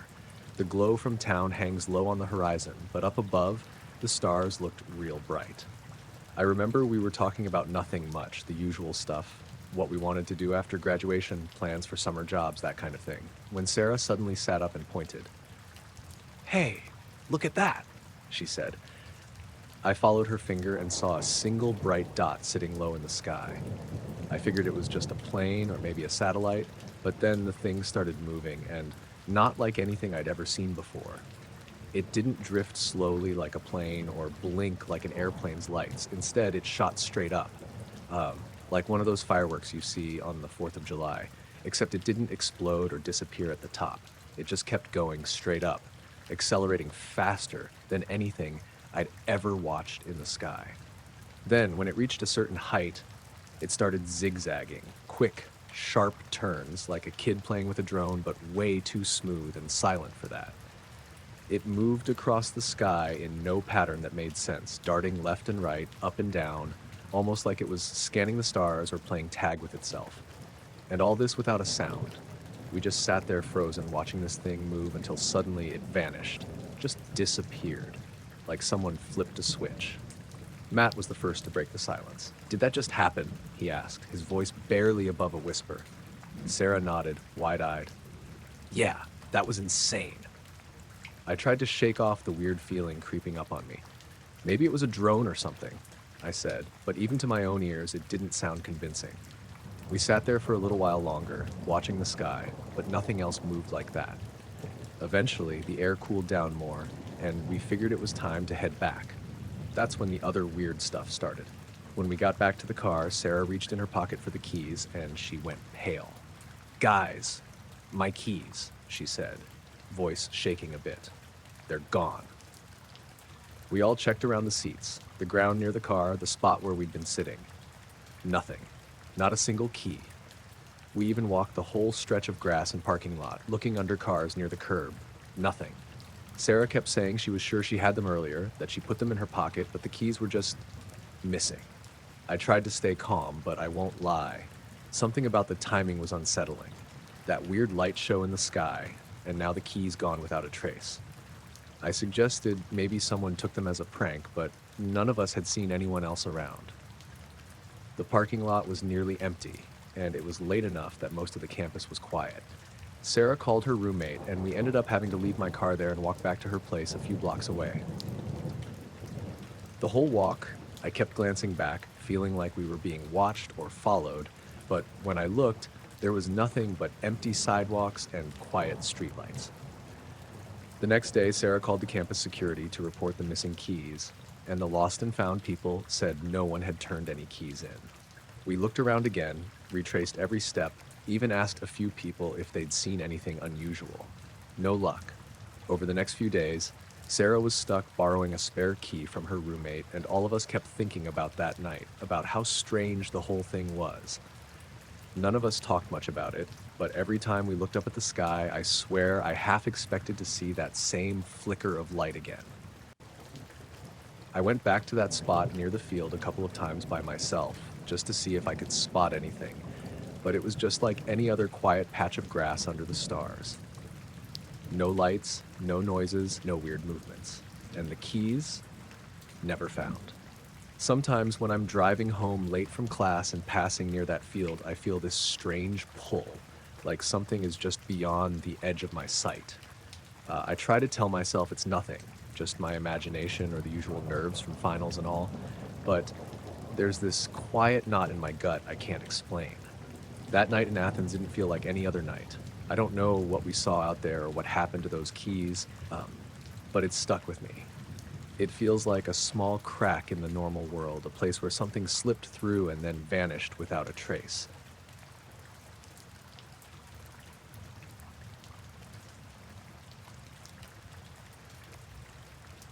The porch light started flickering around 2 weeks ago. Not a constant thing, just once a night, right at 3:11 a.m. on the dot. I know the time because I'd wake up every single time half asleep, but noticing it like clockwork. The flicker wasn't like a bulb burning out or a loose wire. It was almost like a deliberate pattern, like someone was tapping the light switch on and off, quick but measured. I live just outside of Wayne National Forest, down a dirt road off Route 339. Quiet place. Not many streetlights around here, so when that porch light blinks, it stands out. I'm Mark Lawson. I work third shift at a warehouse in Marietta. That means I'm usually crashing around 10 or 11 p.m., so waking up at 3:11 is, well, it's annoying. At first, I thought it was just some electrical quirk, old wiring, a loose connection, whatever. But the funny thing is, my other lights inside the house never flicker. Just that one on the porch, and always at the same time. One night, after about a week of this, I was up late watching some TV, and that flicker hit again. I looked out the window, and beyond the edge of my yard, where the forest starts to thicken, I saw this. Blue glow. It was faint, but definitely there, hanging above the treetops. It didn't move like headlights or anything normal. It just hovered, pulsing gently. The blue wasn't neon or harsh, more like the color of a glow stick, but dimmer and somehow cooler. If you've ever seen those faint electrical arcs or a transformer sparking at night, it was like that, but more steady. The thing is, there was no sound. No humming, no buzzing, nothing that usually comes with electrical things out in the woods. I shrugged it off. Maybe some hunters had a campfire with blue lights or those LED things people use nowadays. But the more nights passed, the more I noticed it wasn't random.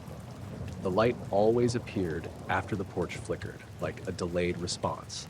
I'd see the flicker at 3:11, and about 2 or 3 minutes later, the blue glow would be up there in the treetops. I started getting restless. My mind's a mess when I don't sleep well, but this was different. There was a weird stillness to those nights, like the usual forest sounds. Crickets, owls, wind in the trees. Just shut off. Silence. I mean, not the usual kind of quiet. It was heavier, like the air was holding its breath. After about 10 days of this, I decided to set up some trail cameras around the property. Nothing fancy, just the ones you can get at Bass Pro or Cabela's. I put them along the edge of the forest, pointing toward the area where the blue glow usually appeared. Figured I'd get some photos of deer or raccoons, maybe some idiot ATV drivers cutting through the trees at night. For the first few days, the cameras worked fine. They'd pick up raccoons or squirrels moving around, maybe the occasional deer, just normal wildlife stuff. But on the nights when the porch light flickered and the blue glow showed up, none of the cameras recorded anything unusual. No flashes of light or strange shapes, just black frames with nothing there. Then last night, I woke up at 3:11 like clockwork. The porch light blinked 3 times, not just flickering, but definitely a pattern. I got out of bed, grabbed my phone, and stepped outside. The air was colder than usual, and the silence was so complete I could hear my own breathing sharp in my ears. Looking toward the forest, the blue glow was there again, hovering maybe 50 feet above the treetops, faint and steady, like it was waiting for something. I felt drawn to it, but kept my distance. I decided to check the trail cameras before I did anything else, just to see if maybe they'd caught something this time. What I found made the hair on the back of my neck stand up. Every single camera was powered off. Dead batteries, no blinking lights, nothing. But that wasn't the worst part. They were all turned around, facing the forest instead of pointing outward toward the yard like I'd left them. I'd set those cameras up myself a week ago. I know which way they were pointing. Whoever or whatever had turned them around did it deliberately. I stood there for a long minute, the blue glow still floating quietly above the trees. No sound, no movement, just the light and the night pressing in like a weight. I turned back toward the house and noticed something else. My phone was glitching. The screen flickered, like it was struggling to hold a signal. For a moment, all my notifications disappeared, and the screen went dark. When it came back, there was a faint blur on one of the photos from earlier in the day. Nothing I recognized, just a smudge in the background. I packed up the cameras this morning and haven't put them back out. Don't really feel like knowing more about what's watching out there. The porch light didn't flicker last night. It's weird how much you notice a little thing like that when it stops. The blue glow's gone too, at least for now. But the silence, that thick, unnatural quiet, it's still there sometimes when the wind dies down. I don't know what's out there beyond those trees. I'm not sure I want to. But every night around 3:11, I catch myself staring toward the forest, half expecting the porch light to blink again.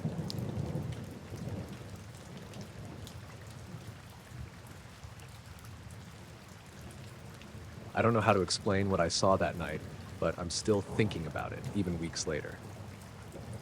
I'm Tom Reynolds, and I've been farming out here near Delaware, Ohio for most of my life. The farm's been in the family for 3 generations now. It's nothing fancy, just a couple hundred acres of corn and soybeans, the usual Midwest stuff. Quiet place, especially once the sun goes down. This all started right after the first big snow last December. I was out doing my usual morning rounds, checking fences, making sure the equipment was good, and that's when I noticed something weird in one of the cornfields I hadn't gotten around to harvesting yet. One row, maybe 50 feet long, had all its stalks bent sharply at about a 90-degree angle, right in the middle of the stalks, like someone took each stalk and folded it over. The weirdest part? The plants weren't broken or snapped, not even cracked, just bent perfectly. I mean, this wasn't your usual snow or wind damage, and it didn't look like deer or raccoon damage either. Usually, if something steps on a cornfield, you see broken stalks or crushed plants. But this looked deliberate, like some precise crease down the entire row. I ran my hand along a few stalks. They were stiff but intact, like cardboard that'd been folded sharp but not torn. No signs of heavy machinery, no tire tracks, nothing. The rest of the field was untouched, no footprints or anything near that row. Just that one precise line of folded stalks. I figured maybe it was some freak accident with the weight of the snow pressing down unevenly. But even then, it didn't sit right. Snow was light that morning, and the rest of the field looked fine. I snapped a few pictures with my phone, but they don't really capture how odd it was. That night, the farm was quiet. Too quiet. The kind of silence that settles when the wind dies and all the usual nighttime sounds stop. Around 11:30 p.m., I woke up because of a noise on the roof. It was pacing. I don't know how else to describe it. Like something big was walking back and forth up there, slow but deliberate. Heavy footsteps, maybe 4 or 5 steps, then a pause, then the same pace again. It wasn't like an animal, no scratching or scurrying, more like something that weighs a lot but was careful not to make too much noise. I lay there frozen for a bit, listening. After a few rounds, the noise stopped, and I waited for a while but didn't hear anything else. When I got up the next morning, I went outside to check the roof. Nothing looked disturbed. No dents, no footprints, no marks on the shingles. It had snowed lightly overnight, so I was expecting at least some tracks, but the snow on the roof was untouched, smooth like glass. I walked around the house, the barn, the shed, no footprints anywhere near the house, no tire marks, no animal prints. The snow was clean, like no one had been out there all night. I felt uneasy. It was like the noise had been there, but nothing had left a trace. That day, I went back to the field to look at the bent corn again. When I got closer, I noticed something else. The row of folded stalks wasn't random. It formed a sort of pattern. I'm not saying it spelled anything out, but the way the bent stalks aligned created a repeating spiral shape, kind of like a loose coil running the length of the row. It was subtle, almost like the corn was pointing somewhere or trying to communicate, but I can't say for sure. I'm not one for wild stories, but it looked deliberate. I ran my fingers over the stalks again, and the cold of the night still felt like it was hanging in the air there, even though it was the middle of winter. The rest of the day was normal. I kept expecting someone to show up, a neighbor or the sheriff asking questions, but no one did. No calls, no reports. That night, I stayed inside with the porch light on, half expecting that pacing noise again, but nothing. Just the quiet. Over the next few days, I kept going out early to check the field, but the stalk stayed folded, no change. The spiral pattern stayed sharp and clean, like someone was maintaining it, though I never saw anything or anyone. I thought about setting up some cameras, but I'm old school. I don't trust all that fancy equipment, and besides, it felt like whatever it was didn't want to be caught. Like it was watching me as much as I was watching it. One afternoon, I caught a glimpse of something moving near the tree line that edges the field. At first, I thought it was just a deer or maybe a stray dog, but whatever it was, it slipped into the woods without a sound. No rustling, no snapping branches, just gone. I told myself it was just my imagination. But then last week, I was working in the barn when the power went out. Not just my place, the whole area. I grabbed my flashlight and went outside. The sky was clear, the stars sharp, but off in the distance beyond the trees I could see a faint glow. It wasn't the usual orange or white from a nearby town. It was bluish, almost like the color of a police cruiser's emergency lights, but steadier, pulsing softly. The glow lasted maybe 5 minutes before fading completely, and the power came back on just as suddenly. The whole thing felt like a message, though I can't say what. Now the corn's all harvested, and the field looks normal again. No bent stalks, no patterns, nothing. The snow has melted, the ground's soft and muddy. But sometimes when I'm out here alone, I swear I catch the same quiet pacing sound on the roof, or a flicker of that strange blue glow through the trees. And every time, the hair on my arms stands up. I don't know what's out there. I don't know if it's someone watching, something messing with the fields, or just the way my mind's trying to make sense of all this.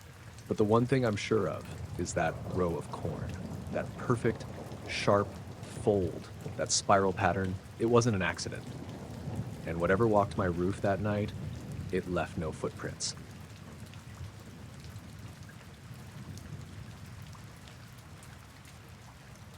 I was out hiking alone in Mohican State Park one late September afternoon. I figured it'd be a good way to clear my head after a long week working the late shift at the factory in Loudonville. I'm John Miller, grew up around here, know the trails pretty well, but that day felt different somehow. Didn't really realize it until later. The sun was dipping low by the time I got to the part of the trail near Pleasant Hill Lake. The woods were quiet except for the usual. The rustling of dry leaves, a far-off bird or two settling in for the night. I'd been walking about 2 hours, mostly on my own, thinking about nothing in particular, just soaking up the quiet. Then I noticed something weird. At first it was just one little light, like a firefly, but a little too steady, kind of bluish white. It blinked on and off gently and hovered maybe 4 or 5 feet off the ground near a cluster of oaks. I stopped and looked, thinking maybe it was a reflection from a camper's flashlight or something, but there was no one else around. The trail was empty. At least a dozen, maybe more, tiny blinking lights weaving through the trees and underbrush. They didn't move randomly like fireflies. It was like they were watching me, keeping pace, but never close enough to catch. When I moved forward a few steps, they floated just out of reach, shifting side to side as if teasing me. I stood still and watched them for a minute. The lights flickered softly, weaving through the tree trunks and between branches, keeping a kind of rhythm, almost like they were communicating with each other. It wasn't like any bugs or moths I'd ever seen. They were too steady, too precise. I raised my hand slowly, trying to touch one. It drifted away, always just out of reach, bobbing in the air like they were teasing me or maybe trying to lead me somewhere. The woods felt alive in a way I couldn't explain. It was peaceful, but there was an edge of something unfamiliar, like being watched, but not by an animal or a person. Then I tried moving faster, walking briskly along the path. The lights sped up too, bobbing and weaving just ahead, keeping pace with me. I started jogging, curious but a little nervous now. As I picked up speed, they followed, darting between the trees and keeping that teasing distance. My heart started beating faster, not from the exercise, but from the feeling of being trailed by something I couldn't figure out. The shadows were lengthening, and I realized the sun was almost gone. The woods were darkening fast. I thought about stopping, turning around, but the lights seemed almost friendly, like they wanted me to keep going. So I ran. They followed, blinking and weaving through the darkening trees like a dozen little ghosts. The sound of my feet pounding on the dirt mixed with the soft, almost electric hum I swear I heard coming from those lights. I don't know if it was real or just my imagination running wild. After about 5 minutes of running, the trail opened up to a clearing near the lake's edge. The lights gathered there, floating closer together, blinking rapidly like they were signaling each other. I slowed, catching my breath, and watched. Then, just as suddenly as they'd appeared, all of them blinked out at once. The woods went completely dark and silent. No crickets, no wind, no birds, nothing. I stood there in the quiet for a long minute, heart still racing, looking around but seeing nothing but shadows and dark trees. I don't know why they showed up or what they were. Maybe some weird kind of insect behavior or a trick of the light. But I haven't seen anything like it before or since. It was like the forest was alive with something else that night, something I wasn't meant to understand. I turned and walked back to my truck, the woods feeling heavier behind me with every step. When I got home, I sat on the porch a while, trying to make sense of it, but couldn't. That's all there is to it. I just keep wondering if those lights were watching me or leading me somewhere I never should have gone.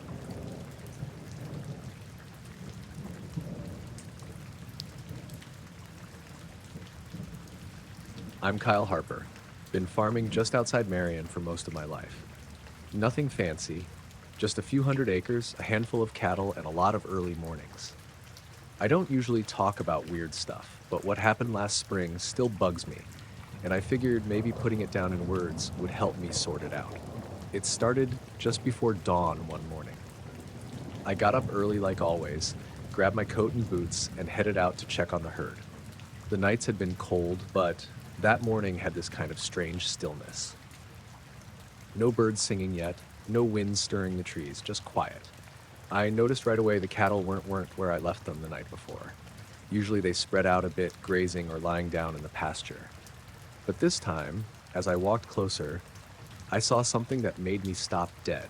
The whole herd was bunched up in a tight circle about 50 yards from the barn.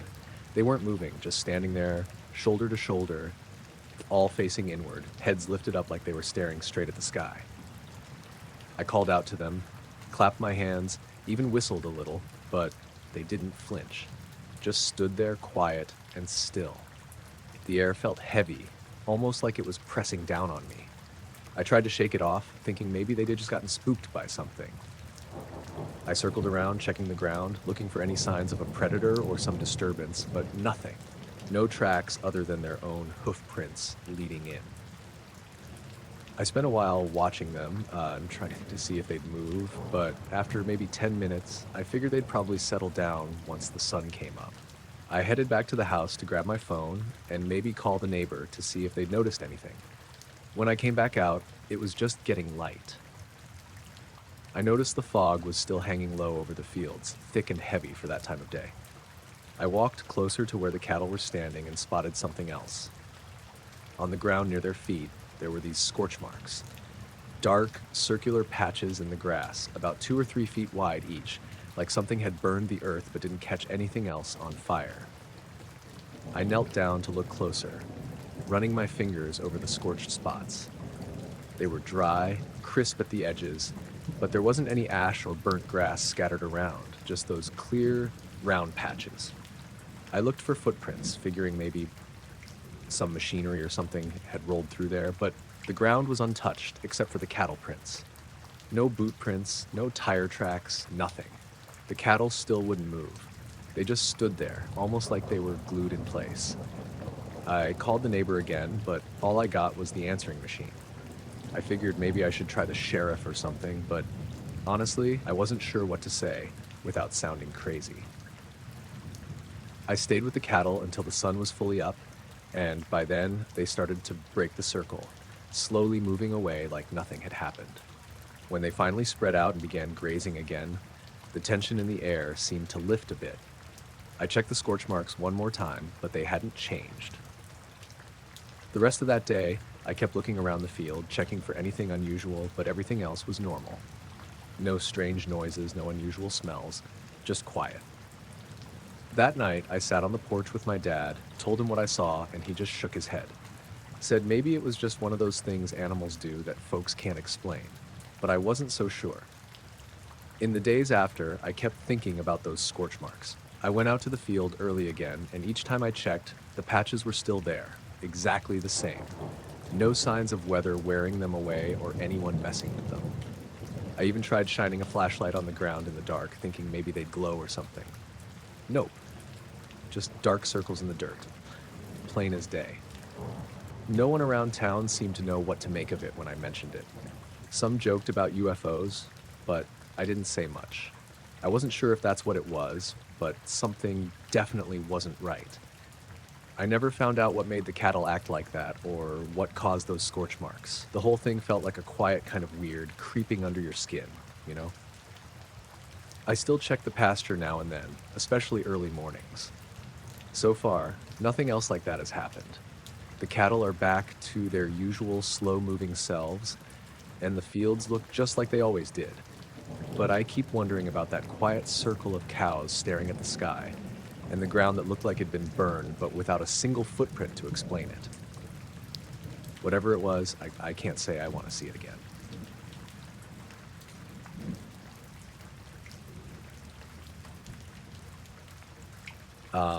I'm not sure how to start this without sounding crazy, but here goes. My name's Rachel Morgan. I work as a wildlife biologist around Wayne National Forest, down in southeastern Ohio. Mostly I monitor animal activity through trail cameras I've set up in various spots. Deer, coyotes, the occasional bobcat, that sort of thing. It's usually pretty routine, nothing out of the ordinary, besides the usual Ohio forest noises and critters going about their business. But over the last few months, something's been off. I first noticed it a couple of weeks ago, just after dusk one Saturday. I was out checking a camera near one of the deeper trails, a spot where the forest thickens and it's quiet except for the wind and leaves.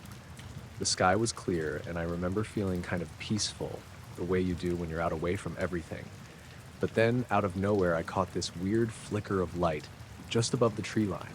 Not a firefly, nothing like that. It was this soft, pale glow, pulsing gently, shifting from a cool white to faint blues and greens. Almost like those old Christmas lights, but floating up there. I blinked a few times, thinking maybe I was just tired or the light was a reflection or something. But it stayed for maybe 3 or 4 minutes, pulsing slowly. I took my phone out to snap a picture, but the screen just showed the usual dark treetops and sky. No lights. When I looked back up, it was gone. The next day, when I downloaded footage from that camera, it was offline for the entire night, like it just shut down or lost power. The battery was full, memory card intact, no damage. That's when I started paying closer attention. Over the following weeks, every time those pale lights showed up above the canopy, all the cameras in that area went dead, completely offline. No signal, no footage, nothing. It wasn't just one camera either. I had 5 in the area, spread out across a few miles, and every one of them stopped working the exact same nights. What's stranger is how the animals acted the next day. Normally, after a storm or something loud, you see animals cautious for a little while, then back to normal. But after these nights with the lights and dead cameras, the animals avoided the area completely for days. Trails that usually had fresh deer tracks or raccoon prints would be barren.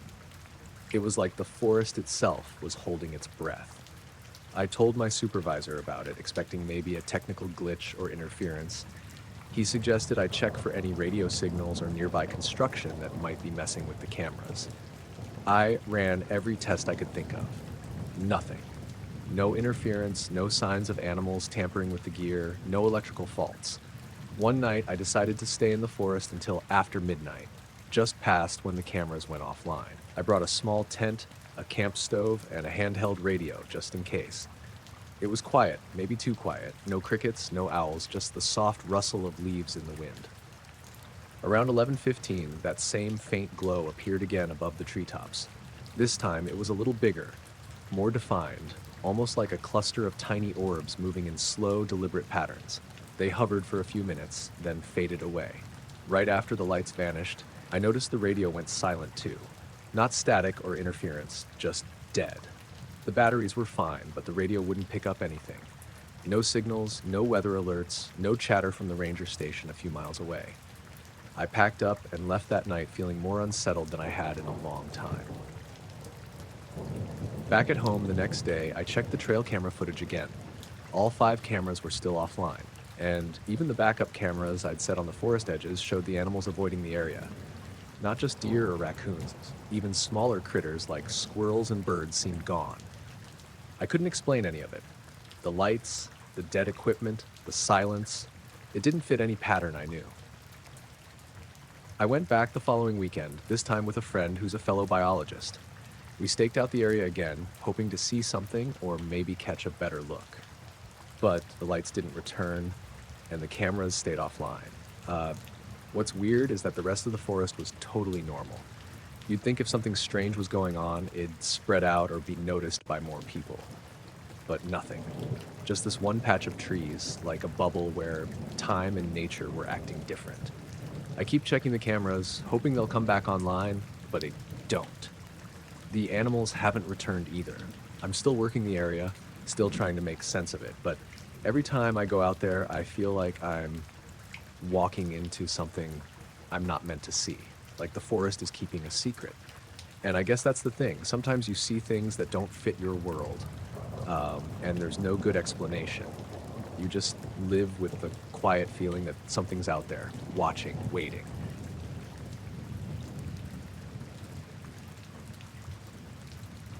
It was a Friday night in late October, the kind of night that felt like fall was already hanging by a thread, even though the calendar said otherwise. Me and my wife Jamie were driving back home from visiting her parents out near Canton. We'd taken the back roads, nothing fancy, just the usual stretch of Route 30 through some of those farm fields and patches of woods you see around Stark County. I like that drive, especially at night. Quiet, mostly empty, and you get that weird feeling like you're the only ones left in the world. About an hour into the drive, just past a spot where the trees thin out and you can see the horizon, the fog rolled in. At first, it was just a little mist, the kind that settles low to the ground and makes the fields look like they're disappearing into nothing. But then, almost like someone flipped a switch, it got thick. Real thick, the kind that feels like you could reach out and touch it. It wasn't like normal fog you see around here. It was denser, almost unnatural. We couldn't see past maybe 20 feet in front of the car. Jamie started fiddling with the radio, trying to find a station through the static. The dial spun for a bit, then went dead. No static, no stations, just silence.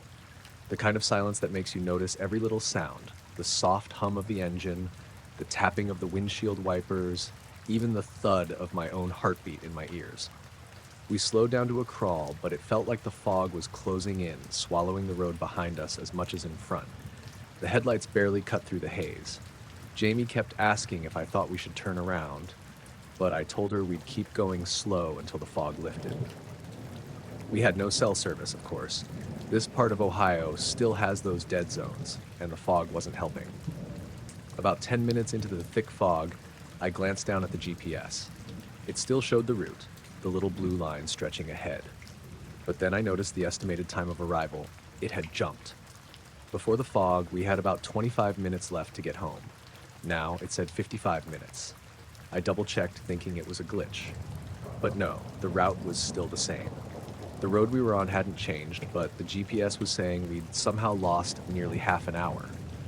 Jamie noticed it too and frowned. "How the hell does that even happen?" she muttered. I shrugged, trying to keep calm. Maybe the signal's just screwing up because of the fog. We drove a little longer, both of us quiet. The fog stayed thick, but the weirdest thing was how silent it was out there. No insects, no frogs, no distant trucks. Even the crickets were gone. It felt like we'd entered some kind of bubble where sound didn't exist. Then, out of nowhere, the fog lifted as suddenly as it had come. 1 second it was there, dense and choking, and the next it was like someone peeled back a curtain. The stars were out, the moon bright enough to light up the road. We were near a familiar bend, one that usually takes about 5 minutes to reach from where we'd been stuck. I checked the GPS again. It still showed the route, but now the estimated time of arrival was back down to 25 minutes, like before the fog. That didn't make sense at all. We'd been driving for nearly 15 minutes in that fog, yet somehow the GPS was saying we'd covered ground faster than possible, or maybe that time had just slipped away. Jamie looked over at me with this nervous laugh. Did we just lose time or something? I didn't know what to say. I wanted to tell her it was probably just a glitch, but I couldn't explain how the radio cut out, how the fog came and went so fast, or how the animals we'd seen earlier along the roadside had vanished. We passed a few fields where cows usually grazed, but that night, not a single one stirred. For the next few miles, things felt off. Every so often, I'd glance in the rearview mirror, half expecting to see headlights behind us, but there was nothing. No cars, no trucks. Usually, even late at night on a Friday, someone's out there. Not this time. Just the two of us, driving through empty blackness. Jamie kept trying the radio. After the fog cleared, it came back on, but the only thing we could pick up was this faint, humming static. Almost like white noise, but with a rhythm, like it was pulsing just beneath the surface. I don't know how long we drove like that, but eventually we got back to a stretch where the streetlights started popping up and cell service returned. The radio came alive with local stations again, and the normal sounds of traffic filled the air. Neither of us said much about what happened that night, but something in the way Jamie looked at me when we pulled into the driveway told me she felt it too. That weird, hollow feeling like we'd been somewhere we shouldn't have been. I kept replaying it in my head for days. The fog, the dead radio, the lost time on the GPS. The whole thing just didn't add up. I checked online and asked around, but no one else reported anything like that on Route 30 that night. No fog warnings, no radio outages, nothing. Sometimes when I'm out on the porch at night, I swear I catch glimpses of that same faint glow in the distance, just out beyond the tree line where the fields stretch out. I don't know what it was, or why it happened, but it stayed with me. I guess some things just don't come with answers.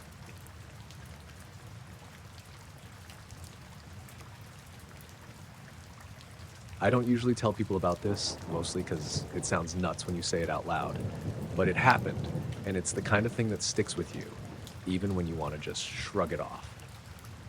I'm Mike Dalton, born and raised just outside Akron, Ohio. I like to ride my bike, mostly at night when the streets are quieter, less cars, less noise. Helps me clear my head after work.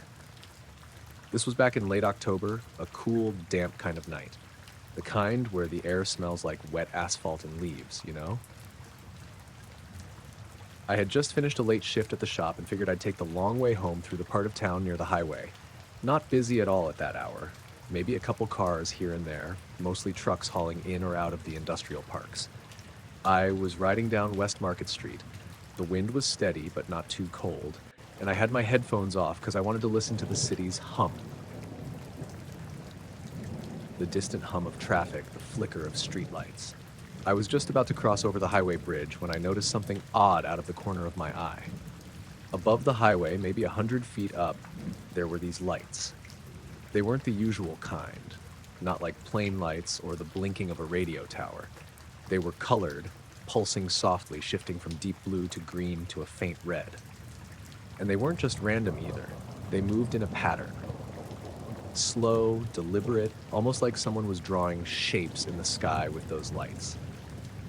At first, I thought maybe it was some kind of drone show, like one of those events where they launch coordinated lights. But it was the middle of the week and there wasn't any festival or anything scheduled. Plus, the patterns were weird, like geometric shapes overlapping and dissolving, kind of like a slow kaleidoscope, but floating there in the dark. I stopped my bike right at the railing, staring up. The air felt thicker around me, and the streetlights seemed dimmer, like they were being swallowed up by the dark. The sound of cars on the highway was muted too, almost like someone had hit the volume down on the whole world. I pulled out my phone and tried to get a picture, but the screen just showed the empty sky. No lights, no shapes, nothing. I fiddled with the camera a bit, thinking maybe it was a glitch or the angle. I even tried the flashlight, shining it toward where the lights had been, but all I got was the usual night sky with a few stars. That's when a patrol car came barreling down the highway below. Its headlights cut through the dark, and the blue and red of the cruiser's flashing lights passed right beneath where I'd seen those colored pulses. The moment the cruiser went by, the lights vanished. Just gone. Like someone flicked off a switch. I looked around for anyone else on the bridge or nearby sidewalks, but there was no one. No cars pulled over, no joggers, no other cyclists. Just me. I called out quietly, but no answer. I even thought about shouting something to the empty street, but it felt stupid. I started riding again, but the whole time I felt like something was watching me from the trees lining the highway, or maybe from the tall buildings on the edge of the city. Like whatever had been making those lights was still out there just waiting. When I got home, I checked the local news and social media. No reports, no videos, no chatter about weird lights over Akron that night. Nothing. The next few nights, I went back to the same spot at the same time, hoping to see those lights again, but nothing. Just the usual highway glow and street lights humming in the distance. It's been months now.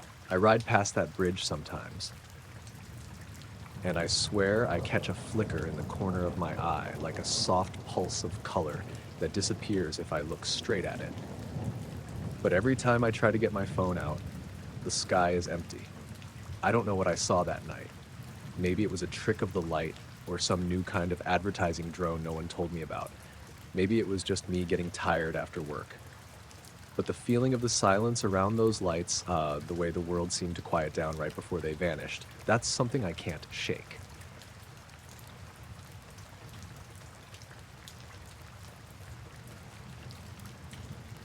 I worked the late shift as a janitor at one of the high schools out in Dayton, Fairview High, if you know it. It's the kind of job where you pretty much have the place to yourself once the last class lets out, and the whole building feels empty, quiet, and sometimes a little too still. The kind of quiet that makes you notice every creak and groan of the old building settling. This one night, I was finishing up by the gym, mopping the floor near the locker rooms, when I started hearing this low, steady humming sound. At first, I thought it was just the air conditioning or maybe the old pipes humming through the walls, but it didn't quite fit the usual noises. It was more persistent and kind of unnatural. Not loud enough to be annoying, but enough to make me stop and listen. I grabbed my flashlight and decided to step outside for a bit to get some air. It was late October, so the air was crisp and the playground lights were off except for that one old street lamp near the entrance, flickering on and off like it was about to give out. I figured the humming might be easier to track outside. As soon as I stepped out the door, the humming got clearer, and that's when I saw it. Floating just above the ground near the far edge of the playground, by the swings, this pale, glowing orb. It was maybe the size of a basketball, but it didn't shine like a regular light bulb or anything. It was more like a soft, pulsing glow, with colors shifting just a little from a dull white to something almost bluish. I wasn't sure if I was imagining things at first. I blinked a couple of times and rubbed my eyes, but the thing was definitely there, hovering maybe 3 feet off the ground, just swaying slightly in place like it was suspended on a breeze. The school's yard was dead quiet except for the hum, and there wasn't a single other person around. I felt my stomach tighten, the way you do when something's not right, but you can't say what. My first thought was to call someone, maybe maintenance or the principal, but my phone was dead. No bars at all, which isn't unusual on that side of the building. Instead, I took a cautious step closer, keeping my flashlight aimed at the orb. The closer I got, the more the humming seemed to fill the air, like it was vibrating through the ground beneath my feet. The orb flickered once, like it was reacting to me, then suddenly blinked out. Just like that, gone. I stood there blinking, expecting maybe it would come back, but nothing. Just the quiet night and that faint smell of ozone that seemed to hang in the air where the orb had been. You know that sharp, clean smell, kind of like when there's a storm coming or after a lightning strike? That's exactly what it was. I felt kind of dumb standing there, staring at empty air, so I turned back toward the school. As I walked back, I noticed the humming was still there, but much fainter, almost like a whisper, fading with every step. Back inside, everything was normal, the old building creaking and groaning like usual. I checked the security cameras near the playground on my phone. No sign of anything strange, just empty swings and shadows. Nobody reported hearing or seeing anything unusual, not that I'd expect them to in the middle of the night. I told the night supervisor about it the next day, and he laughed it off, said I probably just saw some kind of reflection or drone. I wasn't so sure. It wasn't a drone. No blinking lights, no sound of rotors, and the way it moved wasn't mechanical. Over the next few nights, I kept an ear out for that humming again. Sometimes I'd catch a glimpse of a faint glow near the playground, but it never stayed long, and I never got close enough to see more. Animals around the schoolyard seemed skittish too. Cats and raccoons avoided the area, and birds kept flying off whenever I got near. The whole thing stuck with me because it felt like something watching, or maybe waiting. I don't know what it was or why it came around the school, but whatever it was, it left an impression. Nothing dramatic, no flashing lights or beams, just that slow, steady hum, the pale glow, and that strange ozone smell hanging in the night air.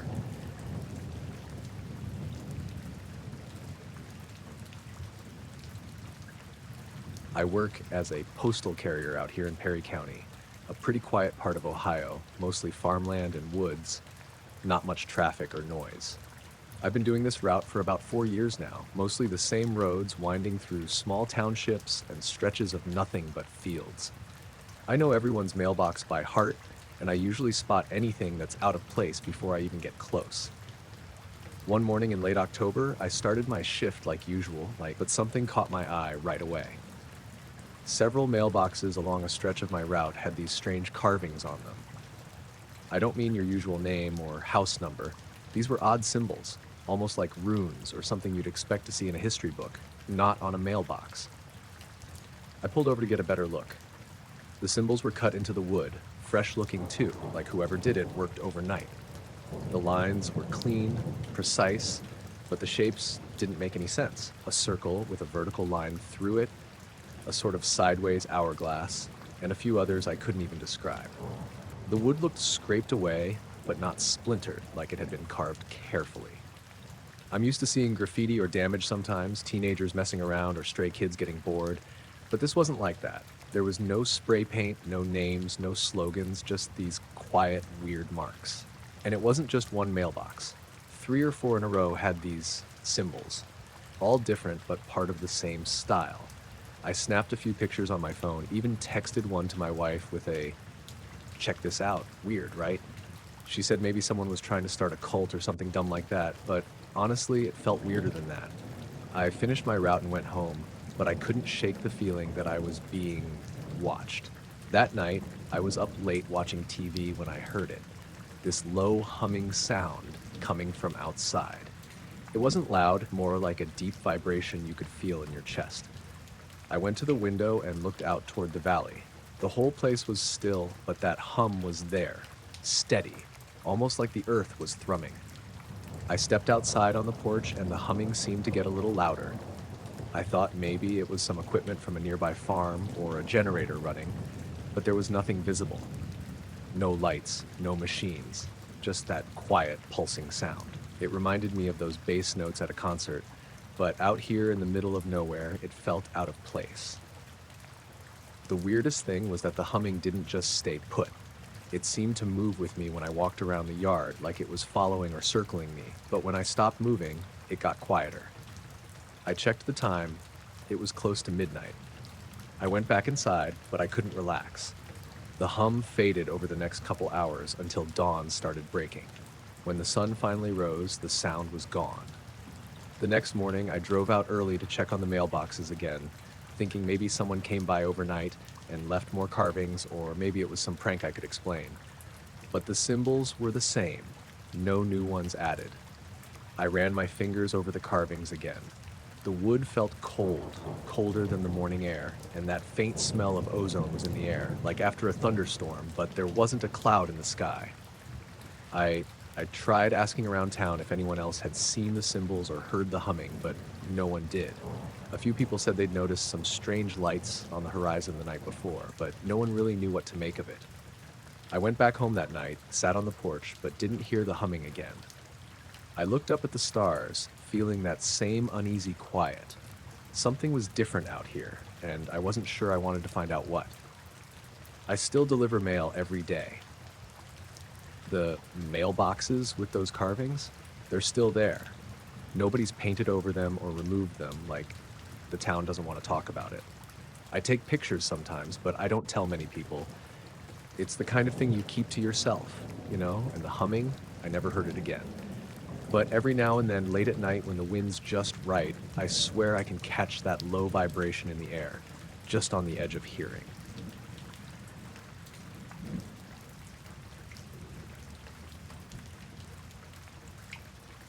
I don't fish much, but my wife Lisa, she's always been into it. So last summer, we decided to spend a weekend out at Grand Lake St. Mary's. It's a big spot out in western Ohio, kind of a mix of shallow areas, some open water, and plenty of places where the fog likes to roll in early morning. We figured it'd be a good way to get away from everything for a couple days. We got there the night before and camped near the shore. Early the next morning, we launched the little boat we borrowed from a friend, just an old bass boat with a 25-horse engine, nothing fancy. The water was still calm, and there was this thin mist hanging low over the lake. It wasn't thick fog, more like a curtain you could see through, but it made everything feel softer, quieter. We found a good spot near one of the marshy edges where the reeds grow thick. Lisa was baiting hooks, and I was just enjoying the silence. The kind you only get way out on the water with no one else around. The sky was a pale gray, and the mist was shifting, curling over the water like smoke. After a while, I noticed something odd out in the mist, maybe a couple 100 yards from us. At first, I thought it was just a boat, but it wasn't moving like one. It was this irregular shape, almost like a dark shadow hovering above the water, but not reflecting any light. It didn't have any clear edges or form, kind of like a smear or a smear of oil on the surface. It barely showed against the gray mist, but I could see it was there, staying in one place, maybe drifting a little with the breeze. I nudged Lisa and pointed it out. She squinted, adjusting her hat against the damp air. "What is that?" she whispered. We decided to move the boat a little closer, just to see if it was something familiar. A fishing platform, maybe a duck blind, or a fallen tree. But as we got within maybe 100 feet, the engine started sputtering, like it was running out of gas or choking on water. The sputtering got worse until the motor died completely. Just like that, we were floating, the mist wrapping around us, dead silence, except for the faint slap of water against the hull. Lisa checked the throttle, but the engine wouldn't catch. I fiddled with the cord, but nothing. The batteries for the electric trolling motor were charged, so I switched that on to keep us from drifting too far. We sat there looking back at the shape. It hadn't moved, but the mist seemed to get thicker around it, like it was pushing the fog outwards, leaving this empty space between us and it. After what felt like 5 or 10 minutes, it could have been longer, honestly, because my sense of time was weird, the shape just vanished. The mist shifted, and suddenly there was nothing but open water where it had been. I reached for the ignition, and this time the engine roared back to life like nothing was wrong. Lisa let out a breath she hadn't realized she was holding. We headed back toward the shore, slow and quiet. On the ride in, I kept glancing back over the water, but the mist was lifting as the sun rose, and there was no sign of that shape again. The rest of the day, everything felt normal. But I couldn't shake the feeling that something was off. The lake had that same calm surface, but I kept feeling like we weren't alone. Later that evening, after we'd packed up and were driving back towards Salina, Lisa mentioned she'd heard a low hum, barely noticeable, when the engine died.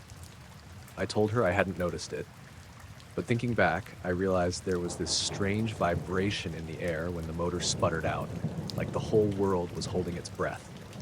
We didn't say much about it after that. It felt strange, like something we couldn't put a finger on. We talked about the weather, the fog, maybe some kind of weird water condition messing with the engine. But the way the motor came back on the second that shape disappeared, that was the part I couldn't explain. Now, whenever I drive past Grand Lake, I think about that morning. The water looks the same, but the memory of that shadowy shape in the mist sticks with me. Quiet and still, like it was watching, and I wonder if it's still out there waiting for someone else to see it.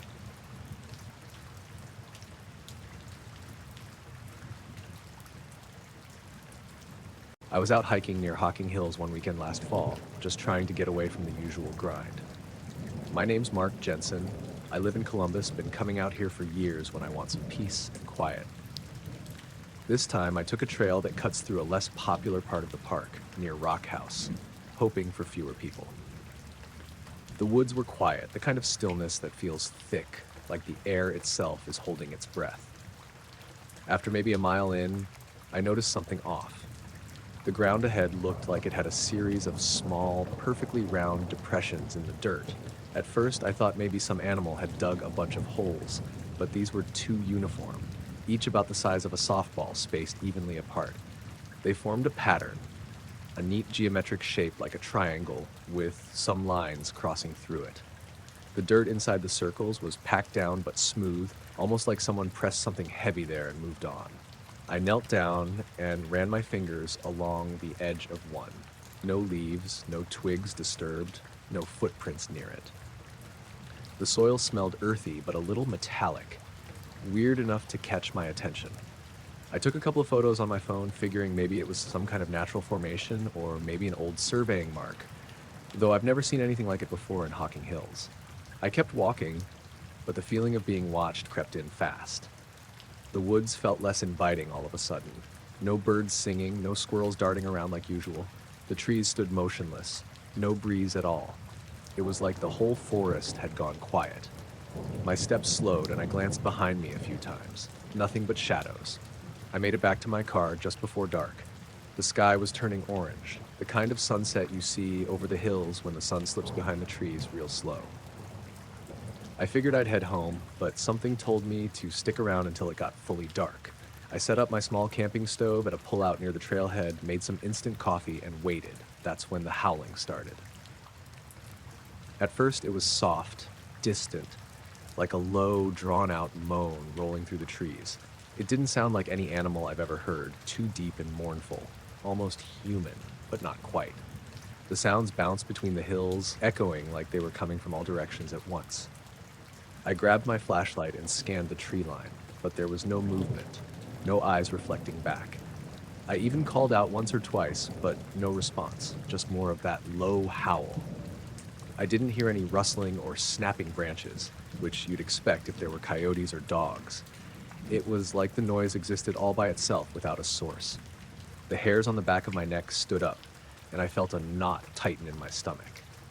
I debated packing up and leaving, but something kept me rooted there, staring into the dark woods. After maybe 20 minutes, the howling faded into silence again, just like it had come.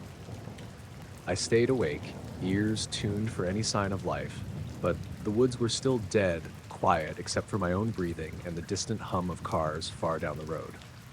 I drove back to Columbus after that, feeling rattled, but telling myself it was probably just my imagination or maybe some weird animal calls mixed with the wind. But the next day, I looked back at the photos of those depressions. When I zoomed in, I thought I saw faint thin lines connecting the circles, like someone had drawn a shape in the dirt with a stick. The pattern wasn't random at all. I haven't gone back there since. Part of me wants to, but another part doesn't. I still think about those howls sometimes in that quiet forest. It's like something was there watching, waiting, but I'll never know what exactly.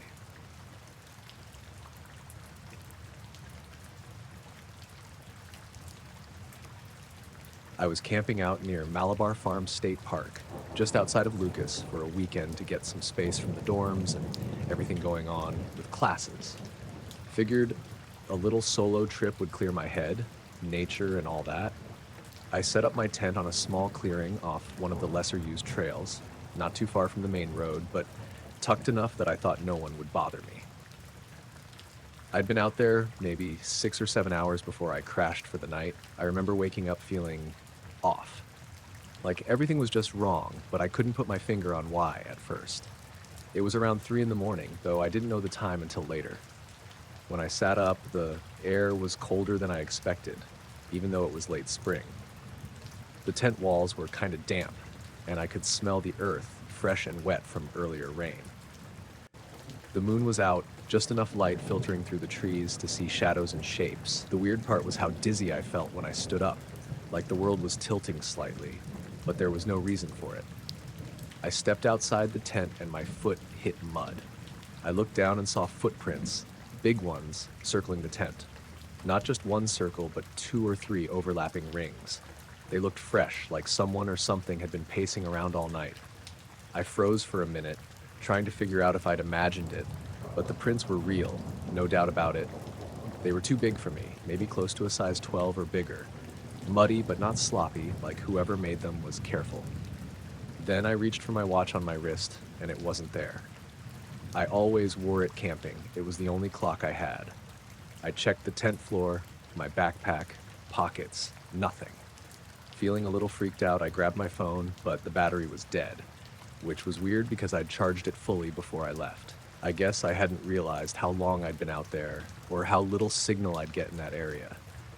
As I shone my flashlight around, something else caught my eye. About 20 feet from the tent, on the trunk of a big oak tree, were shallow scratch marks carved into the bark. At first, I thought they were random, but as I stepped closer, I noticed the scratches formed a spiral pattern. It wasn't natural. The marks were jagged but deliberate, like someone had taken a knife or a sharp stick and carefully made that shape. I circled the tree, shining the light all around, looking for more marks. There were smaller spirals on some of the nearby trees, all within maybe 50 feet of the tent. The bark looked freshly torn, still raw and light-colored under the dark outer layer. That's when my head really started spinning a little, and I realized I couldn't remember exactly how I got to that clearing. The trail I took, I had a fuzzy image in my mind, but it was hazy, like a dream I was only half awake for. I backtracked from the tent, following the muddy footprints that ran out into the woods in a loose loop before disappearing into thicker brush. The prints weren't deep, but they were there, and they didn't look like anything I'd ever seen, at least not human. I felt like I was being watched. But whenever I spun around, all I could see were trees and shadows. No sounds except for the wind rustling the leaves and the occasional hoot of an owl. I didn't want to stay out there any longer than I had to. I packed up as fast as I could, but the unease didn't leave me. Before leaving, I took one last look at the trees with the spiral scratches, and that pattern just stuck with me, the strange, deliberate rhythm of it. On the way back to my car, I kept glancing over my shoulder, feeling the same tight knot in my stomach I'd felt since waking. When I finally made it to the parking lot, it was nearly dawn. My legs were sore from the hike back, and the morning sun felt too bright after the night. I still don't know what happened out there. The muddy footprints, the missing watch, the scratch marks, they don't add up. I told a couple of friends, but they laughed it off, said maybe some drunk camper or animals or my imagination, but I'm certain about what I saw. Something was there in the dark near my tent, circling, watching, and those spirals in the trees weren't natural at all. I've been back a few times since, but I don't camp out near that clearing anymore. I still think about it sometimes when I'm walking through campus, how something so quiet and slow could feel so wrong.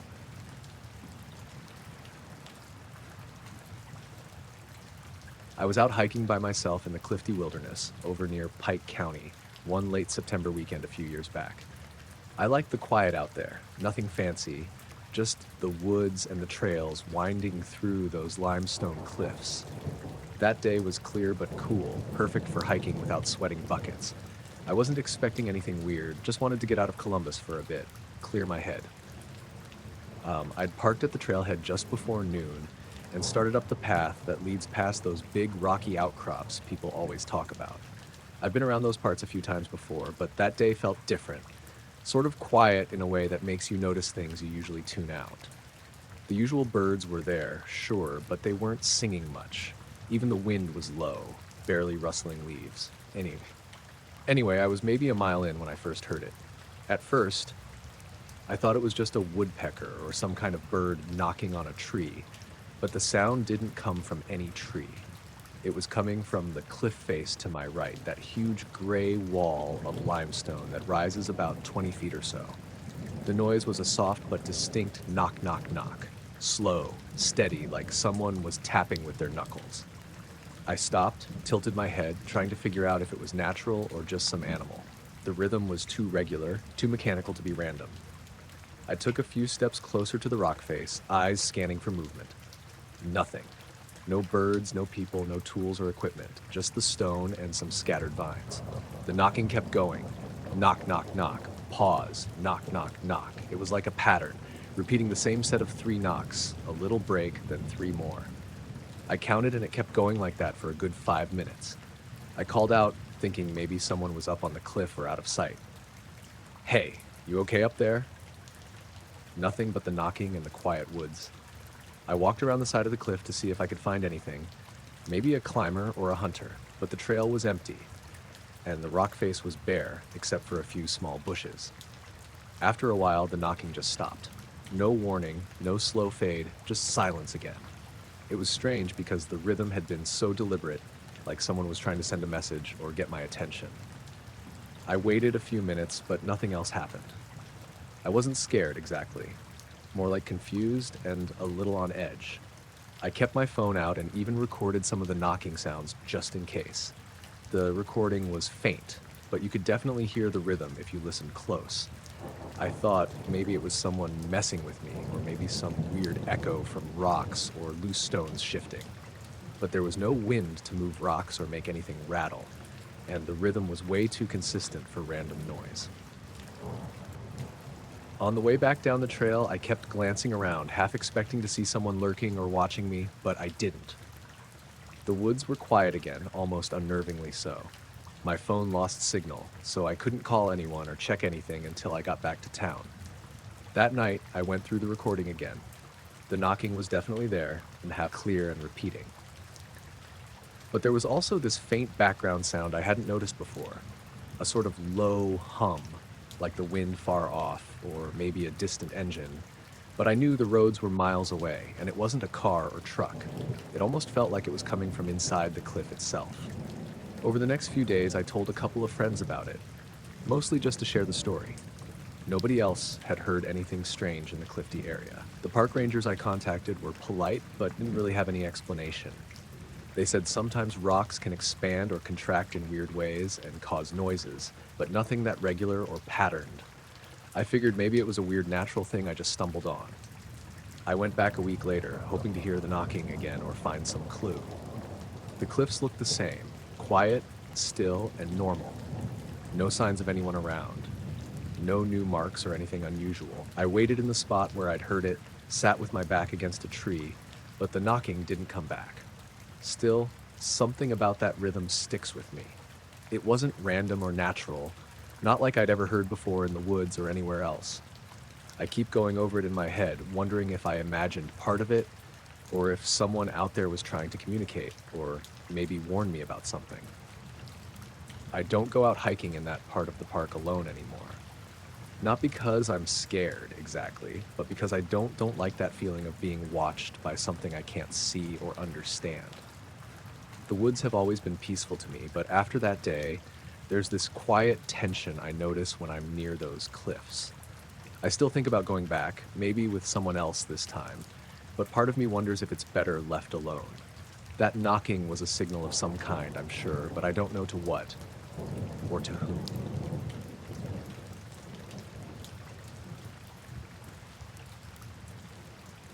I was coming back from Millersburg around 9:30, maybe quarter to 10.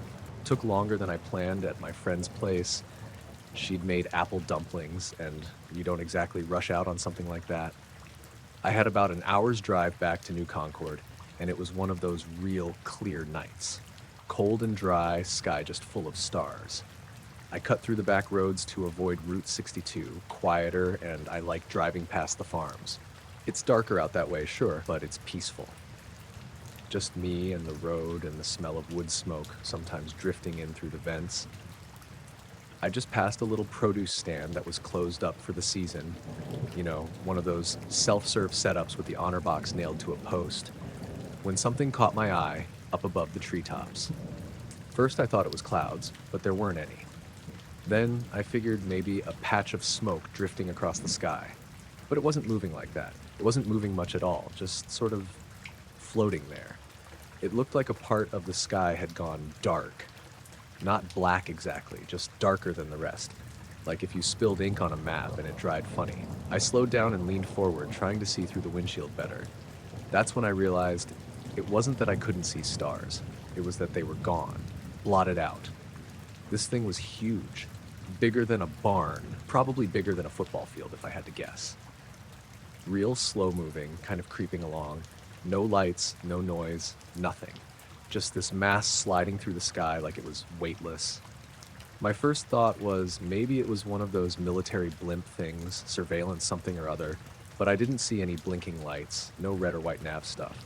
And anyway, this didn't have any shape I could really pin down, no angles, no real outline, just a low, wide darkness against the stars.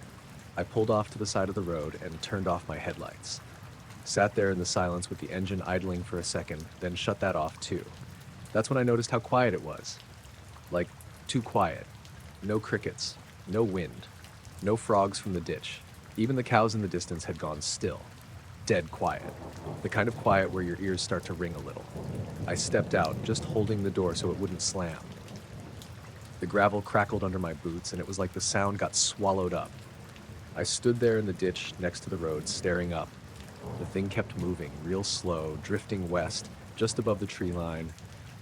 Maybe a couple 100 feet up, but it was hard to tell. No lights, no sound, no scale. It was like it was absorbing the sky around it. I swear it made the stars on either side of it look dimmer. And then it stopped. Not in a jerky way. It just sort of ceased moving, hovered there, totally motionless. I felt the hair on my arms stand up. My breath was fogging in the cold, but I don't think I was breathing much. I backed up a couple steps toward the car without looking away, and just then the thing started moving again. Not toward me, just sideways, gliding like a shadow being pulled across the sky. It slid behind a line of tall trees, big sycamores along a fence row, and didn't come out the other side. I waited. 10 seconds, maybe more. Nothing.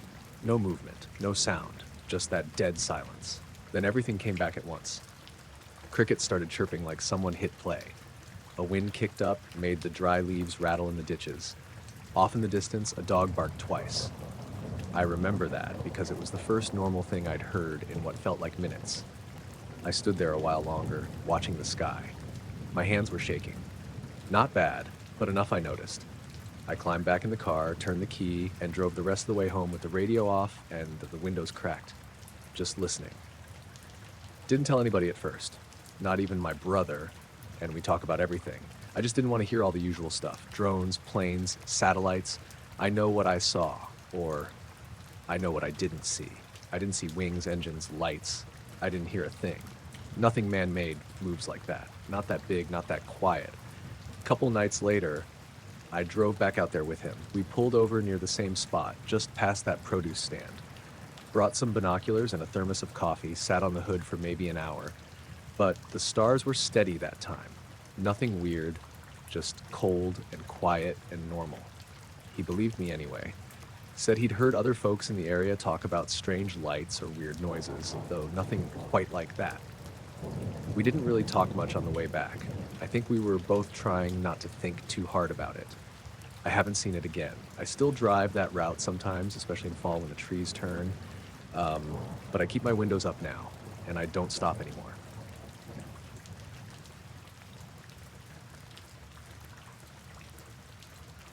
I was hauling a load from Cincinnati up toward Columbus late one Friday night, just trying to make good time and get home before the weekend really kicked off.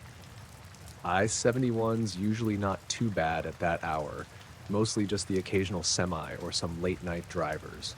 I figured I'd stop at that rest area just past London. Kind of a habit, you know? Stretch my legs, grab a coffee from the vending machine, check my rig, that sort of thing. The rest area is nothing fancy. Just the usual pit toilets, some picnic tables, and the trash bins near the edge of the parking lot. I parked my rig, grabbed a cup of coffee, and stepped outside. It was one of those crisp, late fall nights, the kind where you can smell the wood smoke drifting in from nearby cabins even though you're nowhere near a town. I lit a cigarette and leaned against the side of my truck, looking up at the stars, just minding my own business. That's when I noticed it.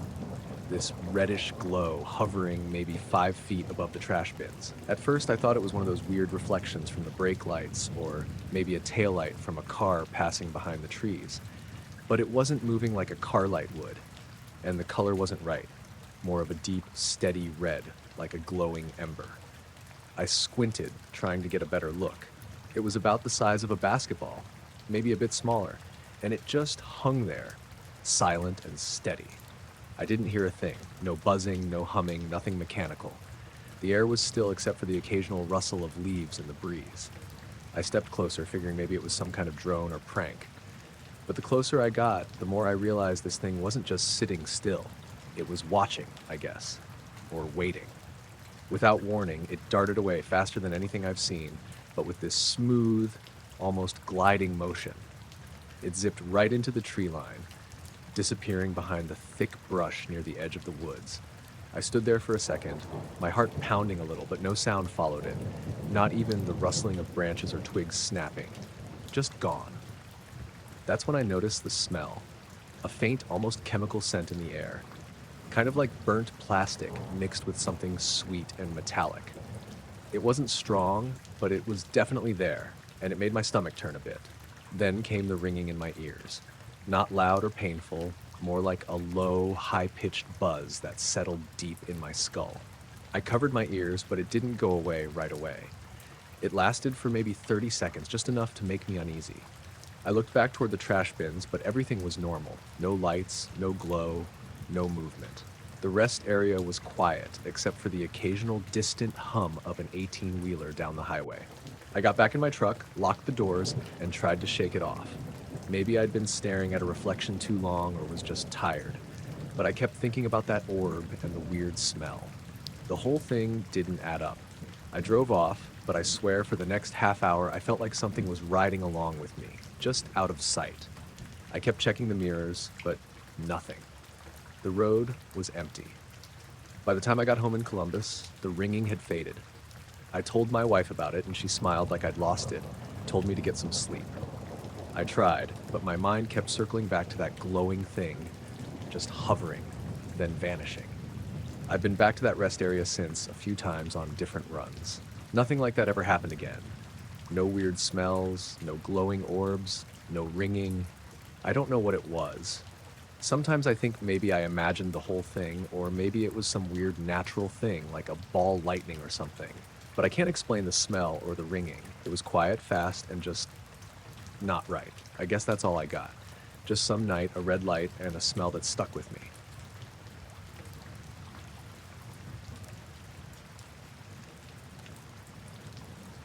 I was walking home from my shift at the auto parts store in North Toledo. It was late October, and the air had that sharp bite you feel just before winter really sets in. I usually drove, but my car was in the shop, so I hoofed it, about 1.5 miles from the store to my place near the Old Mall District. That night was just like any other, or at least I thought so. I passed the Walmart on Monroe Street. It was closed, obviously, since it was nearly 11 p.m. The parking lot was empty except for a couple of maintenance trucks near the back. As I walked past the front doors, I noticed something odd right away. There was this disc-shaped object hovering maybe 30 feet above the roof. It was silver, flat, and round, like a frisbee, only way bigger. Not blinking or flashing, just hanging there, perfectly still and silent. At first, I figured it was some kind of drone or maybe one of those advertising blimps they sometimes fly over big stores. But this thing didn't move or shine a spotlight or anything. No sound at all. It was just there, almost like it was watching. I stopped dead in my tracks. My heartbeat sped up, but not enough to freak me out completely. I wanted to call someone or at least take a picture, but my phone was in my pocket, and suddenly it felt like the whole world around me had quieted down more than usual. Then, the streetlights on the block flickered and went out, like someone had flipped a switch. The power cut out completely, for 7 seconds. I timed it by the rhythm of my own breathing.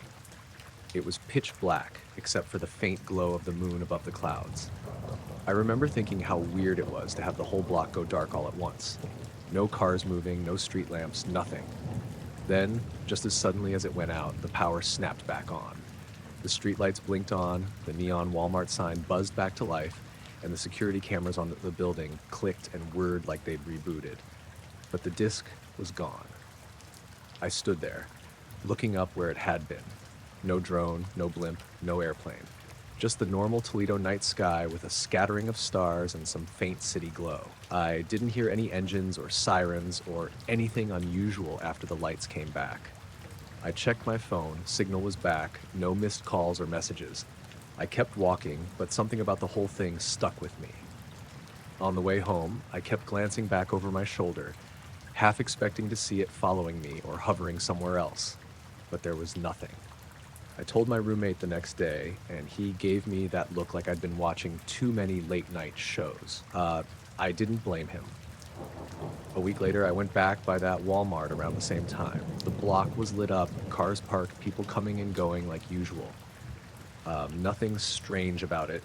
No weird discs, no power outages. I didn't check the news or anything. It didn't seem like anything anyone else noticed, which made me feel even more isolated. I guess what I remember most clearly is the silence, the way everything just stopped for those 7 seconds, like the world paused and held its breath, and how after it started again, nothing was the same, but you couldn't quite put your finger on what had changed. That's all. Just a disc, a blackout, and a night that felt like it stretched longer than it should have. I still think about it sometimes when I'm walking home late. Maybe it was just a trick of the light, maybe not. But whatever it was there.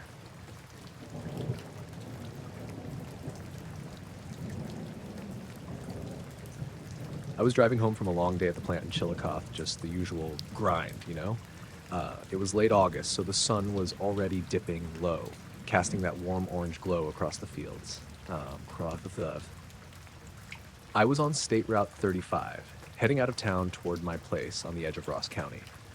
My wife Lisa was with me. We were both quiet after the day, just soaking in the slow fade of daylight through the window. I remember passing that big cornfield just past the edge of town, the one by the old Miller farm. Usually, it's just rows and rows of tall green stalks swaying with the breeze, nothing out of the ordinary. But this time, something caught my eye. Up above the field, about 30, maybe 40 feet off the ground, there was this shape. It was black as pitch, and it didn't look like any drone or helicopter I'd ever seen. No blinking lights, no noise, no rotors spinning, just a solid, matte black form, hanging there perfectly still like it was watching the field. I slowed down the truck and nudged the wheel to the shoulder. Lisa looked at me, her eyes narrowing, but she didn't say anything. I don't think either of us could figure out what we were looking at. The sun had just gone behind the trees, so it was dim, but not dark yet. The shape stood out against the deepening sky, like a shadow detached from anything. We both stepped out, the evening air cooler than I expected, with this sudden chill that made my neck hairs stand up. There wasn't a sound except for a faint rustle of corn leaves moving. The weird part was, the air felt different. Heavier somehow, and quiet like everything else had been muted. Lisa shivered and wrapped her arms around herself. I pulled my phone out, but my screen was fogged over and the signal dropped to 0 bars. Figured maybe it was just dead or the trees were messing with it. I tried snapping a picture anyway, but every time I pointed the camera at that shape, the screen went black. Then I noticed the corn below it. That's when my stomach dropped. The stalks weren't just bent or pressed down from wind or rain. They were flattened in a perfect spiral, tight and uniform, circling out from right beneath the shape. I've seen plenty of crop damage before from storms and farmers walking fields, but nothing like this. The stalks were smashed flat, almost as if someone had stepped in a circle over and over, but no footprints or tire tracks anywhere near. Lisa and I looked at each other, and I swear the silence got heavier. I couldn't hear the crickets, no birds calling, nothing except this unnatural hush. The shape stayed still, like it was watching us, but with no eyes or lights. Then, after maybe a minute or two that felt like hours, it slowly drifted backwards over the field without a sound, like it was gliding on air.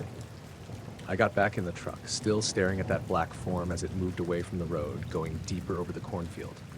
It just vanished behind the trees on the far side. No trail, no glow, no flicker. Just gone. We drove home slow, both of us quiet, trying to shake the feeling that something was wrong. That night, I kept thinking about that spiral in the corn. How perfect it was. How unnatural. The next day, I drove by again in daylight, but the field looked normal.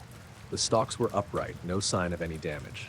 I asked around, but no one else seemed to notice anything unusual. The strangest part was how calm everything seemed afterward, like the whole town was pretending nothing had happened. But I know what I saw. I don't have answers. Just that shape hanging there, the cold air, and the corn laid flat in a perfect circle. It stayed with me, this quiet, heavy feeling like something was watching, waiting, and then disappeared without a trace.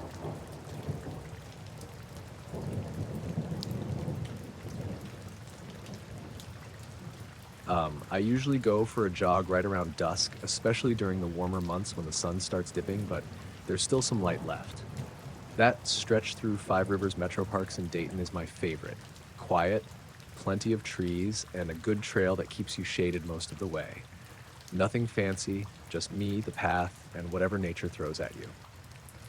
This one evening, it was close to the end of June, and I just hit a spot where the trees get thicker near the river. I was about halfway through the loop when I noticed something off, but I couldn't put my finger on it at first.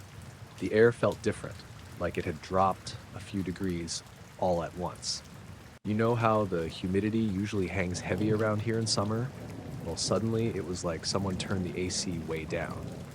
I was moving at a steady pace, earbuds in, but low enough to hear the world around me, when the birds, normally chirping and calling, especially that time of day, went totally silent, just stopped. No flutter, no tweeting, nothing. That was weird enough on its own, but then I saw it. Between the trees off to my right, something was moving, but not like an animal or a person. It looked like a ripple in the air, almost like the heat shimmer you get over pavement on a hot day, but it was out of place here. The shimmer was thin and stretched out, like a translucent sheet sliding smoothly between the trunks. The weird part was how big it was, taller than me and wider than the trail. It moved slow, like it was drifting, but there was no sound. No leaves rustling, no branches creaking. I stopped running and pulled out my phone to check the time and glance at my watch, which is one of those smartwatches with GPS and all that. The screen flickered, and the GPS signal dropped to 0 bars for a moment. First time that's ever happened out here. It came back quick, but that moment felt heavy, like a pause. I wasn't sure what I was looking at. The shape kept moving, barely perceptible, staying mostly behind the thicker trees. I could only catch glimpses of it, that odd shimmer shifting as it slid forward. I wanted to get a better look, but this place can be rough if you step off the path, lots of underbrush and uneven ground. Still, the silence got deeper. Even the bugs had gone quiet. Normally, you get crickets or frogs chirping by the river, but there was nothing. I figured maybe I was just imagining things, but my skin prickled, and I felt that old sense of being watched, like the kind you get when a deer locks eyes with you before bolting. So I took a few careful steps closer toward the shimmer. Then the birds nearby took off all at once, like some invisible line had triggered them. The sudden rush of wings was loud after that silence, and the shimmer vanished, just folded into the shadows between the trees. I stood there for a minute, heart racing, trying to catch my breath for reasons beyond the run. I checked my watch again, still showing 0 GPS signal. It flickered a couple more times before coming back, like it was trying to get a lock. I decided to keep moving, but I couldn't shake the feeling something was following me or watching from the woods. My pace slowed, and every crackle of a twig or rustle of leaves made me spin around. Nothing. Just trees, shadows, and that thick evening air.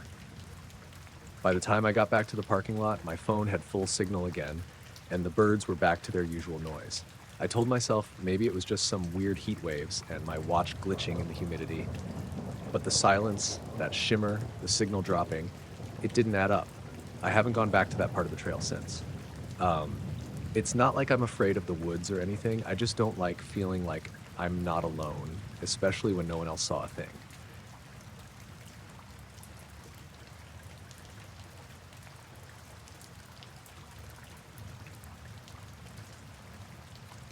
I was hauling a load from Cleveland down to Indianapolis one spring evening, rolling through northwest Ohio just past dark. I'm Dave Carter, been trucking for over 15 years out of Toledo, mostly flatbed runs and the occasional refrigerated trailer, nothing fancy. Anyway, this night I pulled off at the rest area near Lima to take a break and grab a bite from my cooler. It was one of those small, quiet spots, a few picnic tables, some dim streetlights, and the usual scattering of trucks parked along the lot. I shut off the engine and climbed out to stretch my legs. Right away, I noticed my phone was acting weird, battery dropping faster than normal. I mean, I was at like 80% when I parked, but after just a couple minutes outside, it was down to 60. I figured maybe the cold was messing with it, but it wasn't even that chilly yet. I checked the phone again a little while later, 50%. That felt off. I pulled my jacket tighter and looked up. The sky was mostly clear, just a thin haze near the horizon, but then I saw it. A faint, dim orange glow hovering above the treetops on the far side of the lot. Not like the usual city lights or a sunset either. It was soft, like a lantern stuck in fog, but there wasn't any fog. It stayed there, unmoving, just hanging low in the sky. The orange light wasn't bright enough to cast shadows or light up anything around it, but you could tell it was there. I rubbed my eyes, thinking maybe I was just tired or seeing things. I wasn't drinking or anything, just a long day on the road. Curious, I stepped away from the truck and checked my phone again. It had dropped another 10% in less than 5 minutes. Every time I moved further from the truck, the battery drained quicker. When I stepped back inside, it stopped. Weird, right? I fiddled with the keys, thinking I'd fire up the truck and keep moving, but the engine wouldn't turn over. Just that clicking sound like a dead battery. I figured maybe the truck's battery was finally dying, but the lights inside the cab came on fine. I tried a few more times, nothing. I wasn't too worried yet. I had jumper cables, and if it came to that, I'd call a buddy or the company for help. I decided to pace a bit, trying to clear my head. The orange glow was still there, sitting just above the tree line like it was waiting for something. I scanned the rest area with my flashlight. A couple of trucks farther down had their engines running, but no one was out. The weird part was the silence. No crickets, no distant cars driving by, not even the usual hum of the highway nearby. It felt like the whole place had been muted. After 10 minutes, I gave the engine another try. This time, it started right up.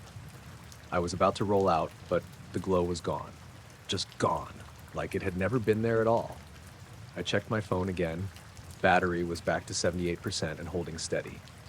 I shook my head, thinking maybe my brain was playing tricks. I'd never experienced anything like that on the road before. As I pulled back onto the highway, my radio started crackling with static and faint voices, like someone was trying to talk, but it was too far away to make out. It only lasted a few seconds before fading out. I adjusted the dial, but nothing else came through. The rest of the trip was uneventful. I kept watching the sky for that orange glow, but it never showed up again. At home, I charged my phone fully and checked the battery health. No problems. The truck started fine the next day too. I don't know what that was. I don't have a clue.